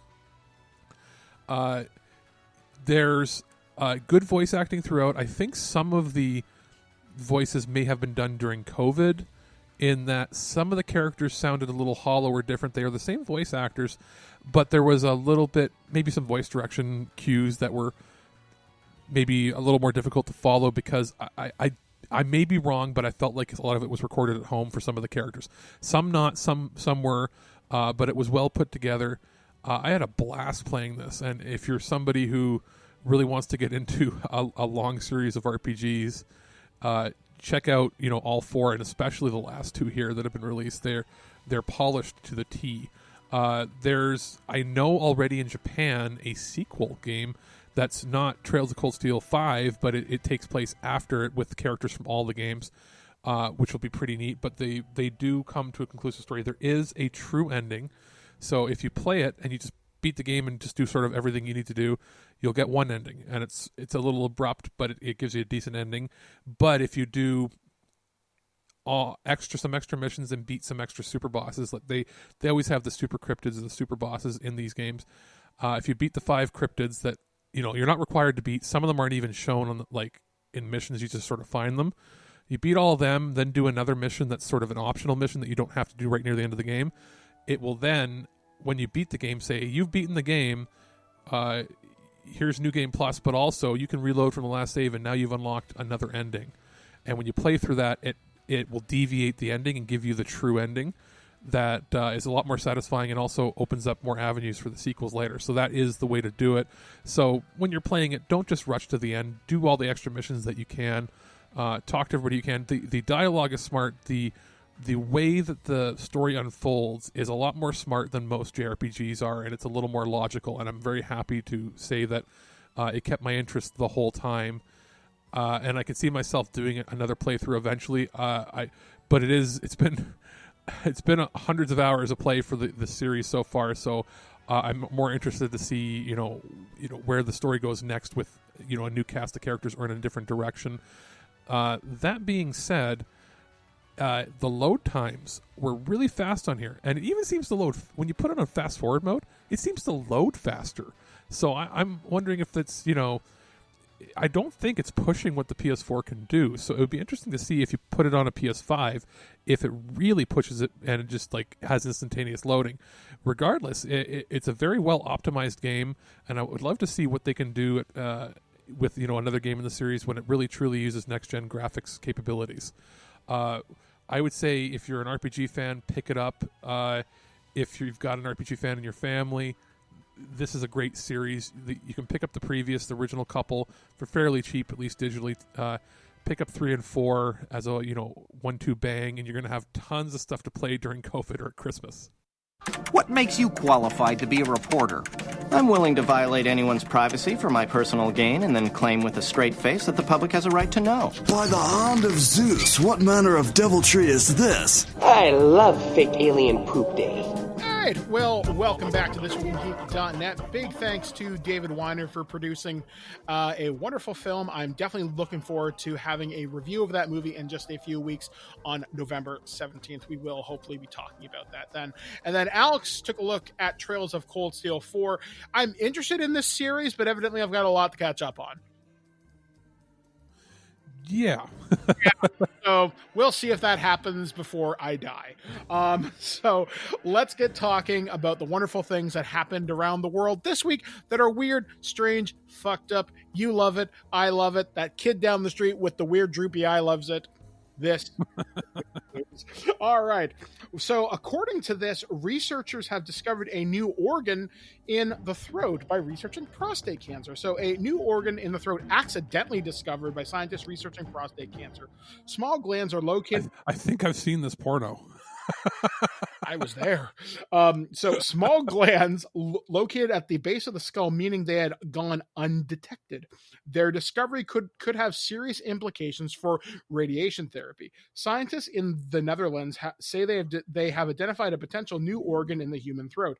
Researchers say the newly found set of salivary glands are likely being used for moistening and lubricating the upper parts of the throat, and that they've stumbled upon them while carrying out research on prostate cancer. The study was published in the Journal of Radiotherapy and Oncology by a team of researchers, including those from the Netherlands Cancer Institute. The research said that the throat in human contains previously overlooked bilateral myoscopic salivary glands, which scientists have named tubercle glands. The researchers examined at least 100 patients to confirm their findings and found that all of them have the glands. According to Sky News, the new glands were found while scientists were scanning for prostate cancer cells using a PSMA PETK CT, a combination. That's a long acronym. At first I thought, I'm like, is he just trying to avoid saying the word? And I'm like, no, it's just a it's just a really long acronym. So this is a combination of a CT scan and a positron emission tomography or PET scans. In this technique, the doctors inject the patient with a radioactive tracer that binds well to the protein PSMA, which is elevated in prostate cancer cells. The combination of the scans is also good in discovering salivary gland tissues also high in PSMA. Doctors using the radiotherapy for treatment of cancers in the head and neck try to avoid the main salivary glands, as damaging them could make eating, speaking, or swallowing difficult for patients. But these newly discovered glands were still getting hit by radiation, as doctors were not aware of their existence, resulting in patients feeling unexplained side effects. The study said sparing these glands in patients receiving radiotherapy may provide an opportunity to improve their quality of life. Dr. Wouter V. Vogel of the NCI, one of the researchers involved in the study, emphasized their next step is to ascertain how these glands can be separated from, how can be spared from radiation. Dr. Vogel told the New York Times that the glands have remained undetected because of their location at the base of the skull. They are also small, he said, though visible to the human eye, so they were only picked up by very sensitive imaging equipment. That's kind of cool how we're still discovering things about the human body even in the year 2020. Isn't it the spleen? People don't really know what it does, or was that something else? Yeah. What was it? Not the appendix. We know what that does. It was, I thought there was something in your throat, or was it some other organ where they thought it might have had to do with something when we were breathing underwater when we were amphibious mammals. Mm-hmm. And then it became something we no longer use. Tonsils. Yeah, I can't tell you what tonsils do, and I can't tell you what my spleen does. I know it. I don't think it does anything, but I know that when it gets diseased, it makes you get sick. Yeah, so that's kind of weird. Interesting. That's cool. I mean, I'm always for the advancing of science, and to see these researchers detect this while looking for butt cancer, certainly interesting. Now, wait, did you say butt cancer? You thought you said prostate cancer. Same thing. Prostate cancer is ball cancer, son. Okay, whatever. The lower nether regions. All right. I mean, it's access. It's access hatches at the back, but. Oh, we're terrible. And this next story I found quite by accident. I can't even remember how I think I saw it on Twitter. So according to Persona Central. That's right. We're gonna put this in our weird stories, but official Persona 5 Royal themed tea blends to be released in December 2020. Persona 5 Royal character inspired blended tea has been announced in collaboration with the specialty tea shop Ginza Iro Nikko Tea Salon Cafe located in Ginza, Tokyo. The tea will be sold at the store starting on December 17th, 2020. I wonder if that would be something that like David's Tea would want to get up here as like a Christmas like gift branded thing. I would so do it, and I'll tell you a little bit more about this because I've actually been knee deep in this for like 3 days. According to this, they will begin doing online deliveries on December 18th. So there will be 10 types of the blended tea in the lineup featuring the Phantom themes. Main characters such as Ryuji, On, Morgana, Yusuke, Bakoto, Futaba, Haru, Goro, Kasumi, and the original tea blends are created to the image of each of the characters from the appearance of the tea.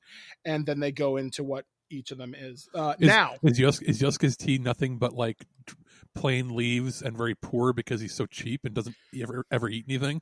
Like Yusuke's is, as described, a fine green tea as a base. The mild taste of matcha is added along with yuzu peel for a slight hint of sourness. With the overlap of the natural freshness of rosemary, the aroma is both refreshing and crisp, yet also natural. Enjoy this Japanese tea with a mysterious astringency. I've never heard that word before. Is Futaba's just like Captain Crunch and G Fuel and ramen? Hers sounds really good, actually. Hers is described as a refreshing scent of freshly picked orange drifts through the air. The first thing this blend evokes is a lovely, slightly childish smile. The fruit's natural sweetness spreads throughout this blend of sun-kissed orange peel, papaya, and mango, a fresh, positive taste that will encourage a young girl. Oh, it's more like a rooibos. Okay. Yeah. That sounds actually pretty good. So, now, like I'm not the biggest tea drinker. I've just always been more of a coffee person, but when it's a really good like fruit tea, I like it. Now, I've been knee deep in this for a couple of days. I've actually reached out to a friend of mine, a former contributor that I used to work with on a different website many years ago, who's fluent in Japanese. I'm like, hey, I want to order some of this. Can you help me? Because they will not ship internationally, but there are services that will do it. Yeah. So and then you end up spending sometimes twice the price of the product. It wasn't so much that, it's getting them to set up the shipping is annoying. You have to add funds to an account, and then they'll buy it for you, and then they'll ship it. Believe me, I know. I've looked into that stuff before for tech related things, and unless you're somebody who has a lot of money to burn, it's not always worth it. Yeah. So not gonna lie, this is where the story becomes interesting. Short of it being sold on Amazon Japan, which usually ships anywhere internationally, which is one of the few sites that does, and because it's technically a food product, it can be weird. Now, what I was going to do, I was going to get you some of this for Christmas. Okay. I was going to get you Kasumi's flavor, which is described as a base of Ceylon black tea, which also has a rich aroma and refreshing astringency. Again, don't know what that means. It is topped with fresh tart elderberry. Astringency is sharpness. Okay. So it is topped with a fresh tart elderberry along with large rose petals, and the sweet scent of lush lychee and Kyoto rise endlessly. This blended tea is a pure taste with a dignified beauty and loveliness that exudes charm. So I was going to get you Kasumi and Futaba, and I was going to get us one of each. But when I calculated the costs to get one of each plus one other thing, it ended up being like $100. Oh, no. And I'm thinking I can get like 3 tubs of G Fuel for that. We could go to David's Tea or one of the other tea specialty loose leaf places, find out every ingredient that's here, make our own, and put sticker labels on them for less money. Actually, that's a really good idea. I should see if someone will make the recipe in the Persona 5 like subreddit. That's a really good idea, because they're looking at it, like they show what's in it and they're saying what's in it, so you could probably go to a loose leaf tea place and make your own bags out of it and see, and then I'm sure somebody on YouTube would actually pick up the official ones and then see if they can make their own. Yeah, because it looks interesting. I love Persona 5 Royal, but not this much. It's kind of a weird marketing thing, but then again, you would have figured they would have marketed a coffee, because the whole coffee shop aspect of their entire game revolves around a cafe. Yeah, but Jiro's Coffee, why the hell not? Yeah, like why didn't they partner with like one of the specialty coffee bean companies, and then you'd be able to have Persona Coffee, or for that extent, why didn't they partner with, I don't know, a company and bring out a curry here? Yeah, because the game was all about brewing Java and then learning how to make different types of curry. Yeah, actually, for my birthday now, because of second lockdown here in Ontario, and on the advice of my nurse practitioner sister, we couldn't have a birthday party for me this year. My wife was going to make for us Persona 5 curry. So maybe I'll have that before my surgery. I hope so. Yeah, save it for when lockdown shuts down a little bit and people can gather and have a cup of, I don't know, curry over rice. Yeah, I think it'd be fantastic. So this next story, sticking with the Japanese theme, a 13-year-old girl, Sierra Watanabe, is a huge Godzilla fan, and she has an impressive collection of figures, does an excellent impression of the kaiju's roar. Recently, she wrote to Osaka television show, and I can't pronounce it, but it says Tente Night Scoop, asking to go on a date with Godzilla. The television show takes requests from viewers, often very silly ones, turning those dreams into reality. My love is so great that I would like to marry Godzilla, she wrote. In the latest episode, they visited the junior high school student at her family home in Hojiro Prefecture. I'm pretty sure I said that wrong. Where she showed off her figure collection and talked about her love for Godzilla. When she saw Godzilla right outside her house, she fell down and had difficulty breathing. She then went on a date with Godzilla. Good Lord, I've seen the pictures, the animated GIFs. She packed a bento she made and bringing her grandfather as her chaperone. The couple visited the Godzilla Museum on Awaji Island, holding hands as they checked out the displays as seen in the top image. It's kind of cute. Later during lunchtime... It's special. It's something special, all right. Oh, yeah. So later during lunchtime, Godzilla couldn't actually eat the bento, so she pretended to feed him. She also gave him some tea. Then, as their date drew to a close, Godzilla waited on the beach at sunset. Sierra gave the kaiju a hug, a big smooch, and then proposed. Sadly, Godzilla did not take her hand in marriage, but she ended up having a memorable date. It's kind of nice to see a feel-good story in 2020. It's so ridiculously over the top that it's kind of cute. It's funny. I mean, who would you take if you could pick any character out of anything to take on a date? Can be animated even. Who would you pick?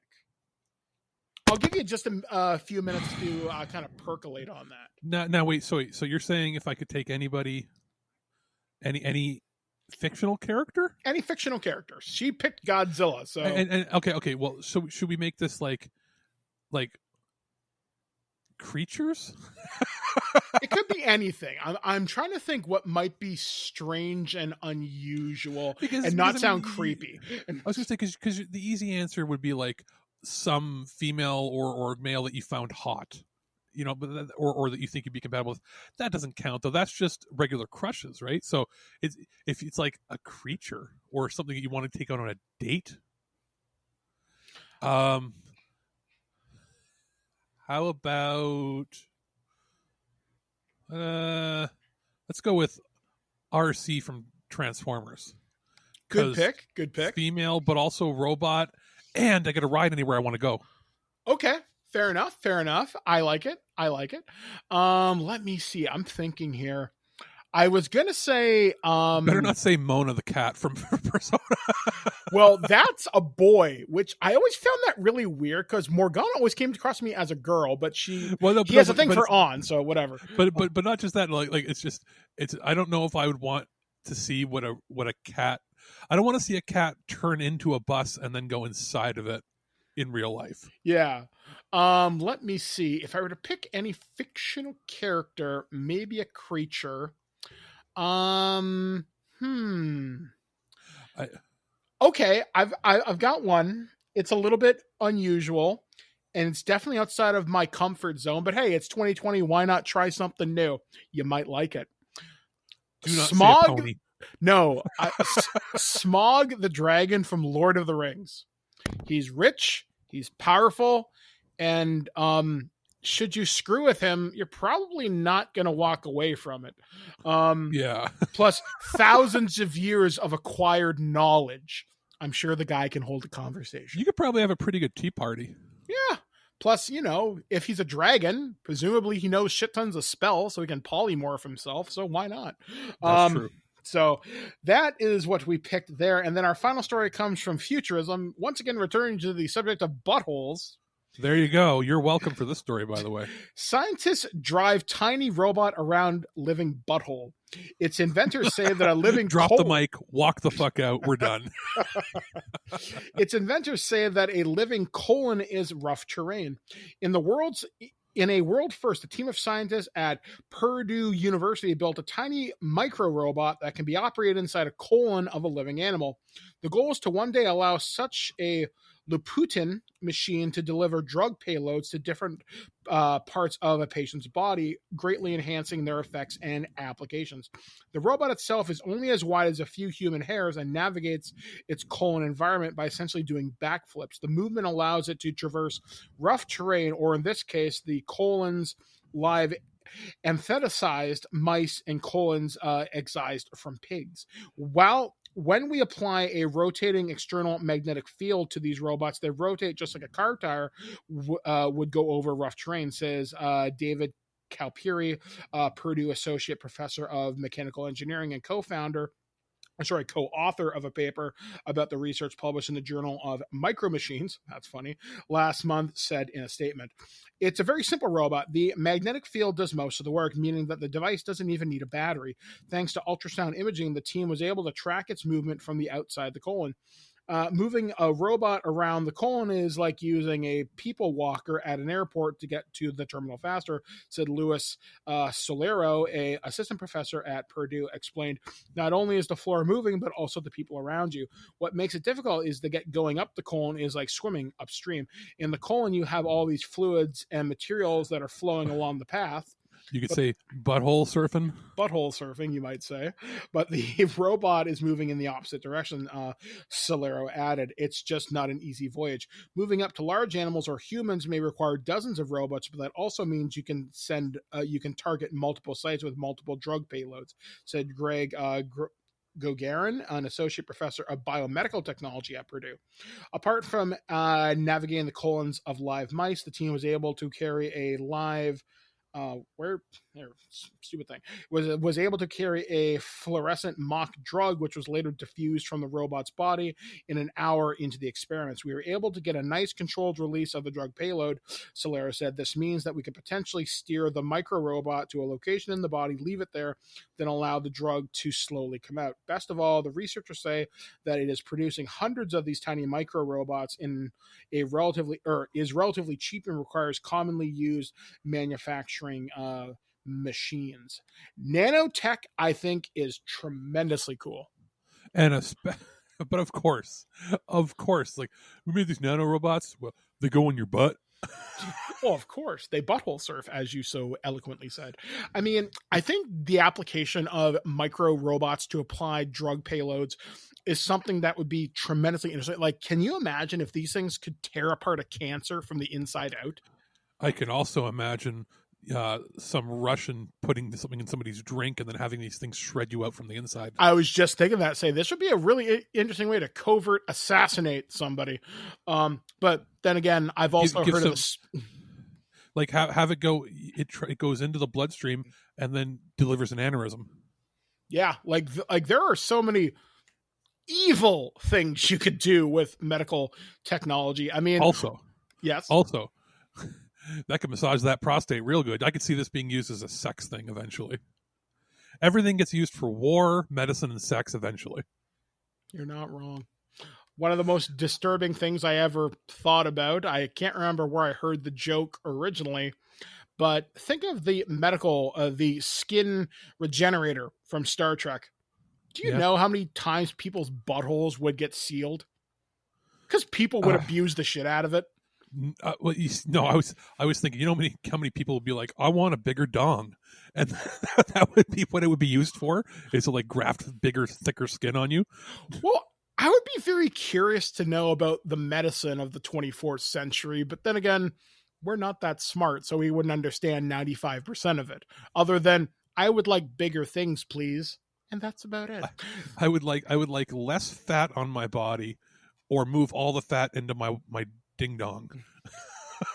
I would like skin that would be armor resistant, but then again, if I want to do that, that's Cyberpunk Red, which comes out in just a few weeks from our Talstorian. I would say that you grapple with something dangerous there, though. You start curing too many diseases, and then we run out of places to live. Yeah, it's not just the amount of people having kids have exploded in the years, and of course it's exponential based on how many people are here. It's the fact that like polio used to kill millions of people a year. And there's definitely some ethical questions that will come up. While we've raised our overall quality of life and health, we're also running out of space to live. There used to be a balance of nature would wipe out the weak, and that's why we never, if we didn't have the bubonic plagues, our population would be in like the 10, 12 billion by now. You know what I mean? Like we're in this place where we need to figure out a way to better utilize what we have, or make colonize. Or make things more efficient here on Earth to feed and clothe and home the people that are coming. But there will be, like, if we're talking, you said 24th century, we're talking a few hundred years. If we don't kill each other out and we don't have ozone layer problems, whatever, let's say we solve all that, our biggest problem will be, where do we put all the people? And I guess we'll find out as we move into space in the next foreseeable future. Or underwater. Or underwater. We'll find out. So anyway, guys, that's going to do it for this edition of the Weird News, only on ThisWeekInGeek.net. We're going to take things in a different direction, and Alex is going to talk about a cool piece of sound equipment he had a chance to test out this past week. We'll be back, guys, right here on ThisWeekInGeek.net.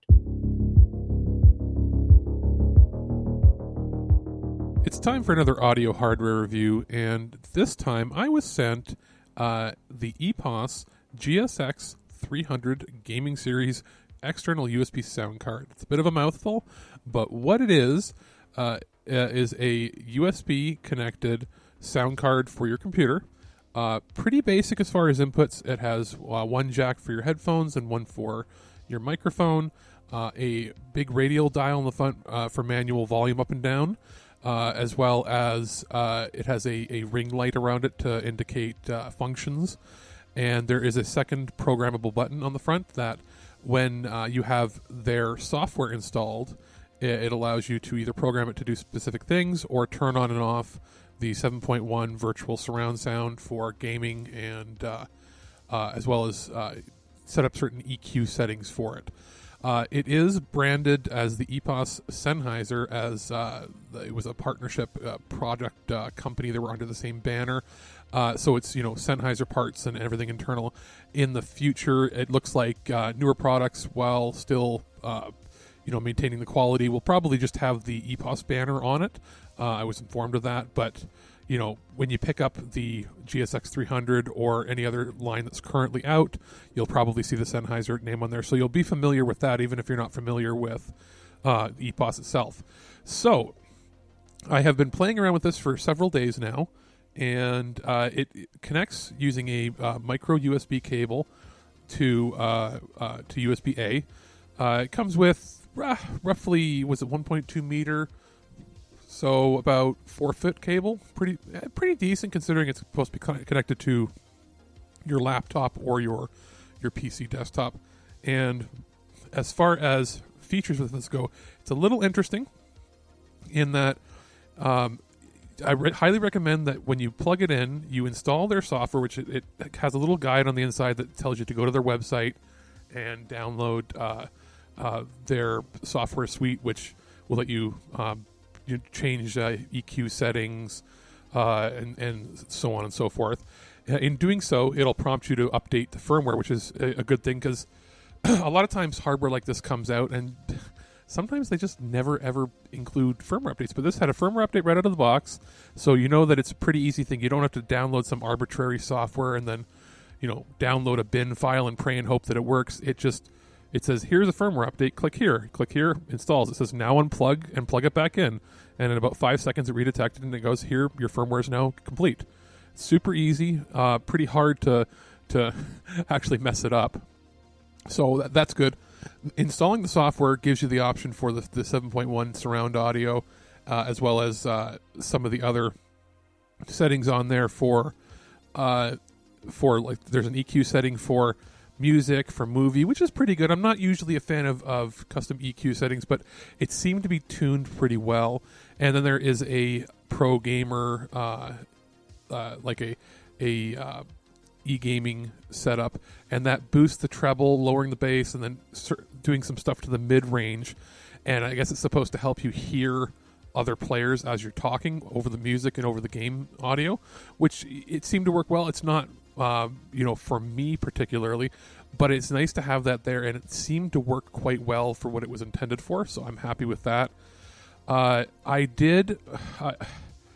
Interestingly enough, I had a bit of issues initially with, I installed the software, and then I go, okay, the box says the sample rate it goes up to is 96 kilohertz, which is Blu-ray lossless audio, higher than CD quality, with a 24-bit bit depth. So you are entering like DTS HD, even DTSX, high-end, uncompressed PCM audio, the stuff that I listen to when I get my Blu-ray pure audio music discs, like high-end stuff, which I was surprised at for a little sound card. A lot of them don't do anything above 48 kilohertz. So that was, something that was pleasantly surprising. And I saw it when I plugged it in and it was working. And the second I installed the software, it just locked me out and wouldn't let me change that. And I had to do some digging. And what I encountered is when you install their software, while perfect for the e-gaming community, like the esports community, as well as if you want to really dig into their customizable buttons, like for turning on and off the surround sound, or for using it as a macro button to enable certain EQ settings, or muted even, you can set it up to do that. Or if you want to mess around with the settings for the microphone, all that sort of stuff like echo, delay, reverberation, you need to use their software, which is actually pretty robust and clean and simple to use. But for my purposes, I want to hear the cleanest audio possible at the highest fidelity. And I found out that reading the fine print, you actually have to remove that software. The hardware itself does 24-bit 96 kilohertz with the built-in drivers that Windows grabs for it, and gives you full control over changing your sample rate and everything. But the second you put the software on, it tells the computer that it's not a headset anymore or headphones. It tells it that it is a surround sound device and forces the 7.1 audio to be on there, and then it will just switch internally to stereo mode.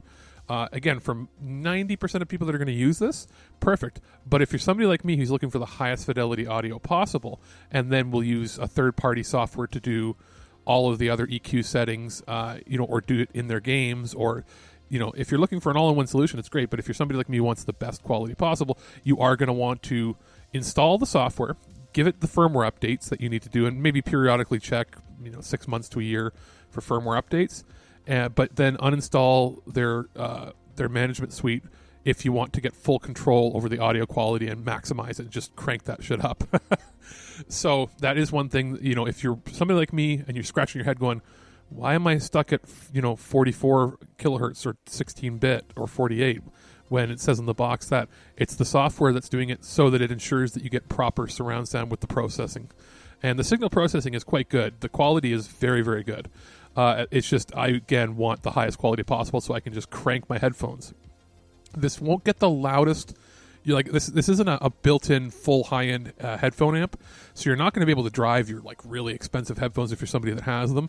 But for the vast majority of headsets and headphones you have out there, it can get pretty loud without distorting at all, and with zero hiss or noise. One of the big features here is the fact that being removed from your computer itself, nothing internal, and being sitting away, you don't get any of the noise or hum or hiss or signal interference that you would get from a lot of the crappy onboard audio that comes with 90% of computers. Yes, you'll see like, oh, my motherboard says it's HD audio and it has 16, 24-bit, 7.1. Doesn't matter. Just because the codec does that doesn't mean it's properly shielded or that it's using high-end components internally. So you will notice a difference. If you're somebody who's only used internal audio, especially on a laptop, you're going to want to have something like this that you can then control. At least even having the dial on the front is great. But it is a huge step up from internal audio. It might be something if you're looking for a stocking stuffer or something to get, the gamer in your life come holiday, Christmas time. It would be something to watch out for. And interestingly enough, a little side note at the end here, it does have support, surprisingly to me, for gaming systems. So you can take the USB cable, plug it in to the PS4, and it'll function as an audio device, which will give you a lot higher quality audio than you're going to get from plugging your headphones directly into your PS4 controller, unless, of course, you're somebody who wants to run a bunch of extra cables and run a USB cable to your PS4 controller to your system and then go into the system settings and turn it on to wired mode. But that only works on the PS4 Pro and the Slims and with the newer edition controller. So it's a bit of a hassle to do that, whereas this will give you higher quality audio than that to begin with, just plugging it in and it works. And on top of that, if you have a Nintendo Switch and you put it in dock mode, so you have it hooked up to your TV, let's say your TV doesn't have a headphone jack or your receiver doesn't have a headphone jack, but you want to listen with headphones, and you don't want to have to, buy some sort of weird Bluetooth transceiver, you can take this guy, plug it into the dock, and it works as a headphone, and you can, run the cable towards you, leave it on your desk, turn the volume up and down on it, and so it works that way. I don't believe it works in the Xbox. I've haven't had a chance to try that, but PS4, Switch, PC works. If you're somebody who wants to have a all-in-one suite for your e-gaming, tuning, you can have their software suite installed. Or if you're somebody who wants the highest fidelity audio possible for listening to music or movies, you can just plug it in directly and you don't need the software. It's a pretty versatile, little device. I'll put a link in the description of the show for this, and it's probably going to be featured in our gift guide later on this year. That's the GSX 300 USB sound card from EPOS. Take him to Detroit. No! No, not Detroit! No! No, please! Anything but that! No! No! All right, guys. Well, that has been the kind of show it has been here on ThisWeekInGeek.net. I was just saying to Alex off air, I have mush mouth today. Evidently, I've taken too many blows to the head, which is actually not far from reality. Somebody give him a smack and reset him. The amount of times, Alex, I've taken hockey pucks to the head would astound you. Actually, it was kind of funny. I was talking with Liam last night, and Blair just rolled her eyes at us. I'm like, hey, do you remember when we used to bust beer bottles over our heads? Because Liam was in the military, Lord. And we had those big army helmets that are made out of... Those things are meant to stop bullets. So we're like, hey, can I bust this over your head? He's like, yeah. And then Blair looks at us both. He's like, is this going to be a problem, you two living next to each other? And we're like, maybe. So it's going to be terrible. I'm sure I'll do something stupid. We're going to motorize my wheelchair so it goes faster. I was not somebody who did that. I am very much the jackass generation. I'm Mike, and welcome to Jackass. Yeah, I did very dumb things with shopping carts. I did very dumb things throwing myself into objects. No, my dumb things were things I ingested. my thing was, hey, with my friend, hey, let's see if we can drink this. You know the frozen juice you can get from the frozen food aisle? You drank it pure, didn't you? Yeah, we let it melt, and we tried to chug it. My buddy, when he got 2 sips in, and he goes, ugh. And he goes, you can't do it. And he goes, what about you, Alex? I'm like, rah, rah, rah, rah. And I drank the whole thing, but I breathed in at the last second, and it coated the inside of my lungs, and I went, I can't breathe. Like, I couldn't breathe. It was like glue, right? So it closed my lungs up. Oh, my God. And I'm panicking. Like, it's like we're going to have to get, like, an ambulance or something. And he goes, this is like, we're in like what grade? Was it grade 12 or 13, something around there? And he just grabs a jug and he just fills it with water, and then I just dump it in my face. And I realized I was smart enough to go, I should breathe it into my lungs to help clear them out. So I did that, and then I'm like, I still can't breathe. And then all you hear is, and like bubbles were forming coming out of my mouth. My friend almost fainted because it was like purple bubbles that came out. And then I went, blah, and then I barfed it all up onto the ground. And there was like a permanent stain on his parents' carpet. And they didn't know. And then I'm sitting there, and for a week after that, I was coughing, right? I'd be like, and then I would be like, oh, it feels weird. And I'd spit it out, and it was purple. One of the I almost killed myself being stupid. Mine was more embarrassing, but I'll never forget this. So you know how chain link fences have just that little piece of metal sticking up above the kind of pole? Mm-hmm. So I tried to jump a fence. I'm wearing fairly baggy cargo pants, and I was fairly agile for a fat guy. Like I was described once as quote unquote the graceful fat fuck because I could move. So I decide I'm going to jump this fence. I can do it. I can clear that. And you ripped your pants right off? Yes. Right in my underwear. My pants were left on the fence. I went tumbling the other way. Did you leave them on the fence and just leave them there forever? Yep. People would have been like, what the fuck happened? These pants are too big for somebody to have been that high off the ground. It was fun. I've also sacked myself multiple times.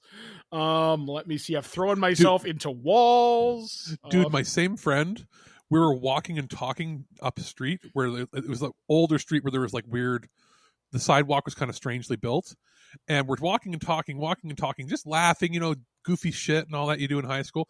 And then he smacks his head face first into a telephone pole. Because it was placed in a weird spot, and then backs up and conks his head on the ground, which is bad, right? I am laughing so hard that I fell. I'm laughing so hard I fell to the ground. There's guys across the street, like old construction workers. They're killing themselves laughing so hard. You should have heard the names they called him. and then one of them came over. He's like, "Wait, we should check on this expletive." And he comes over, checks him. You okay? He goes, and all the guy said, he goes, "Is this your first day walking with new legs?"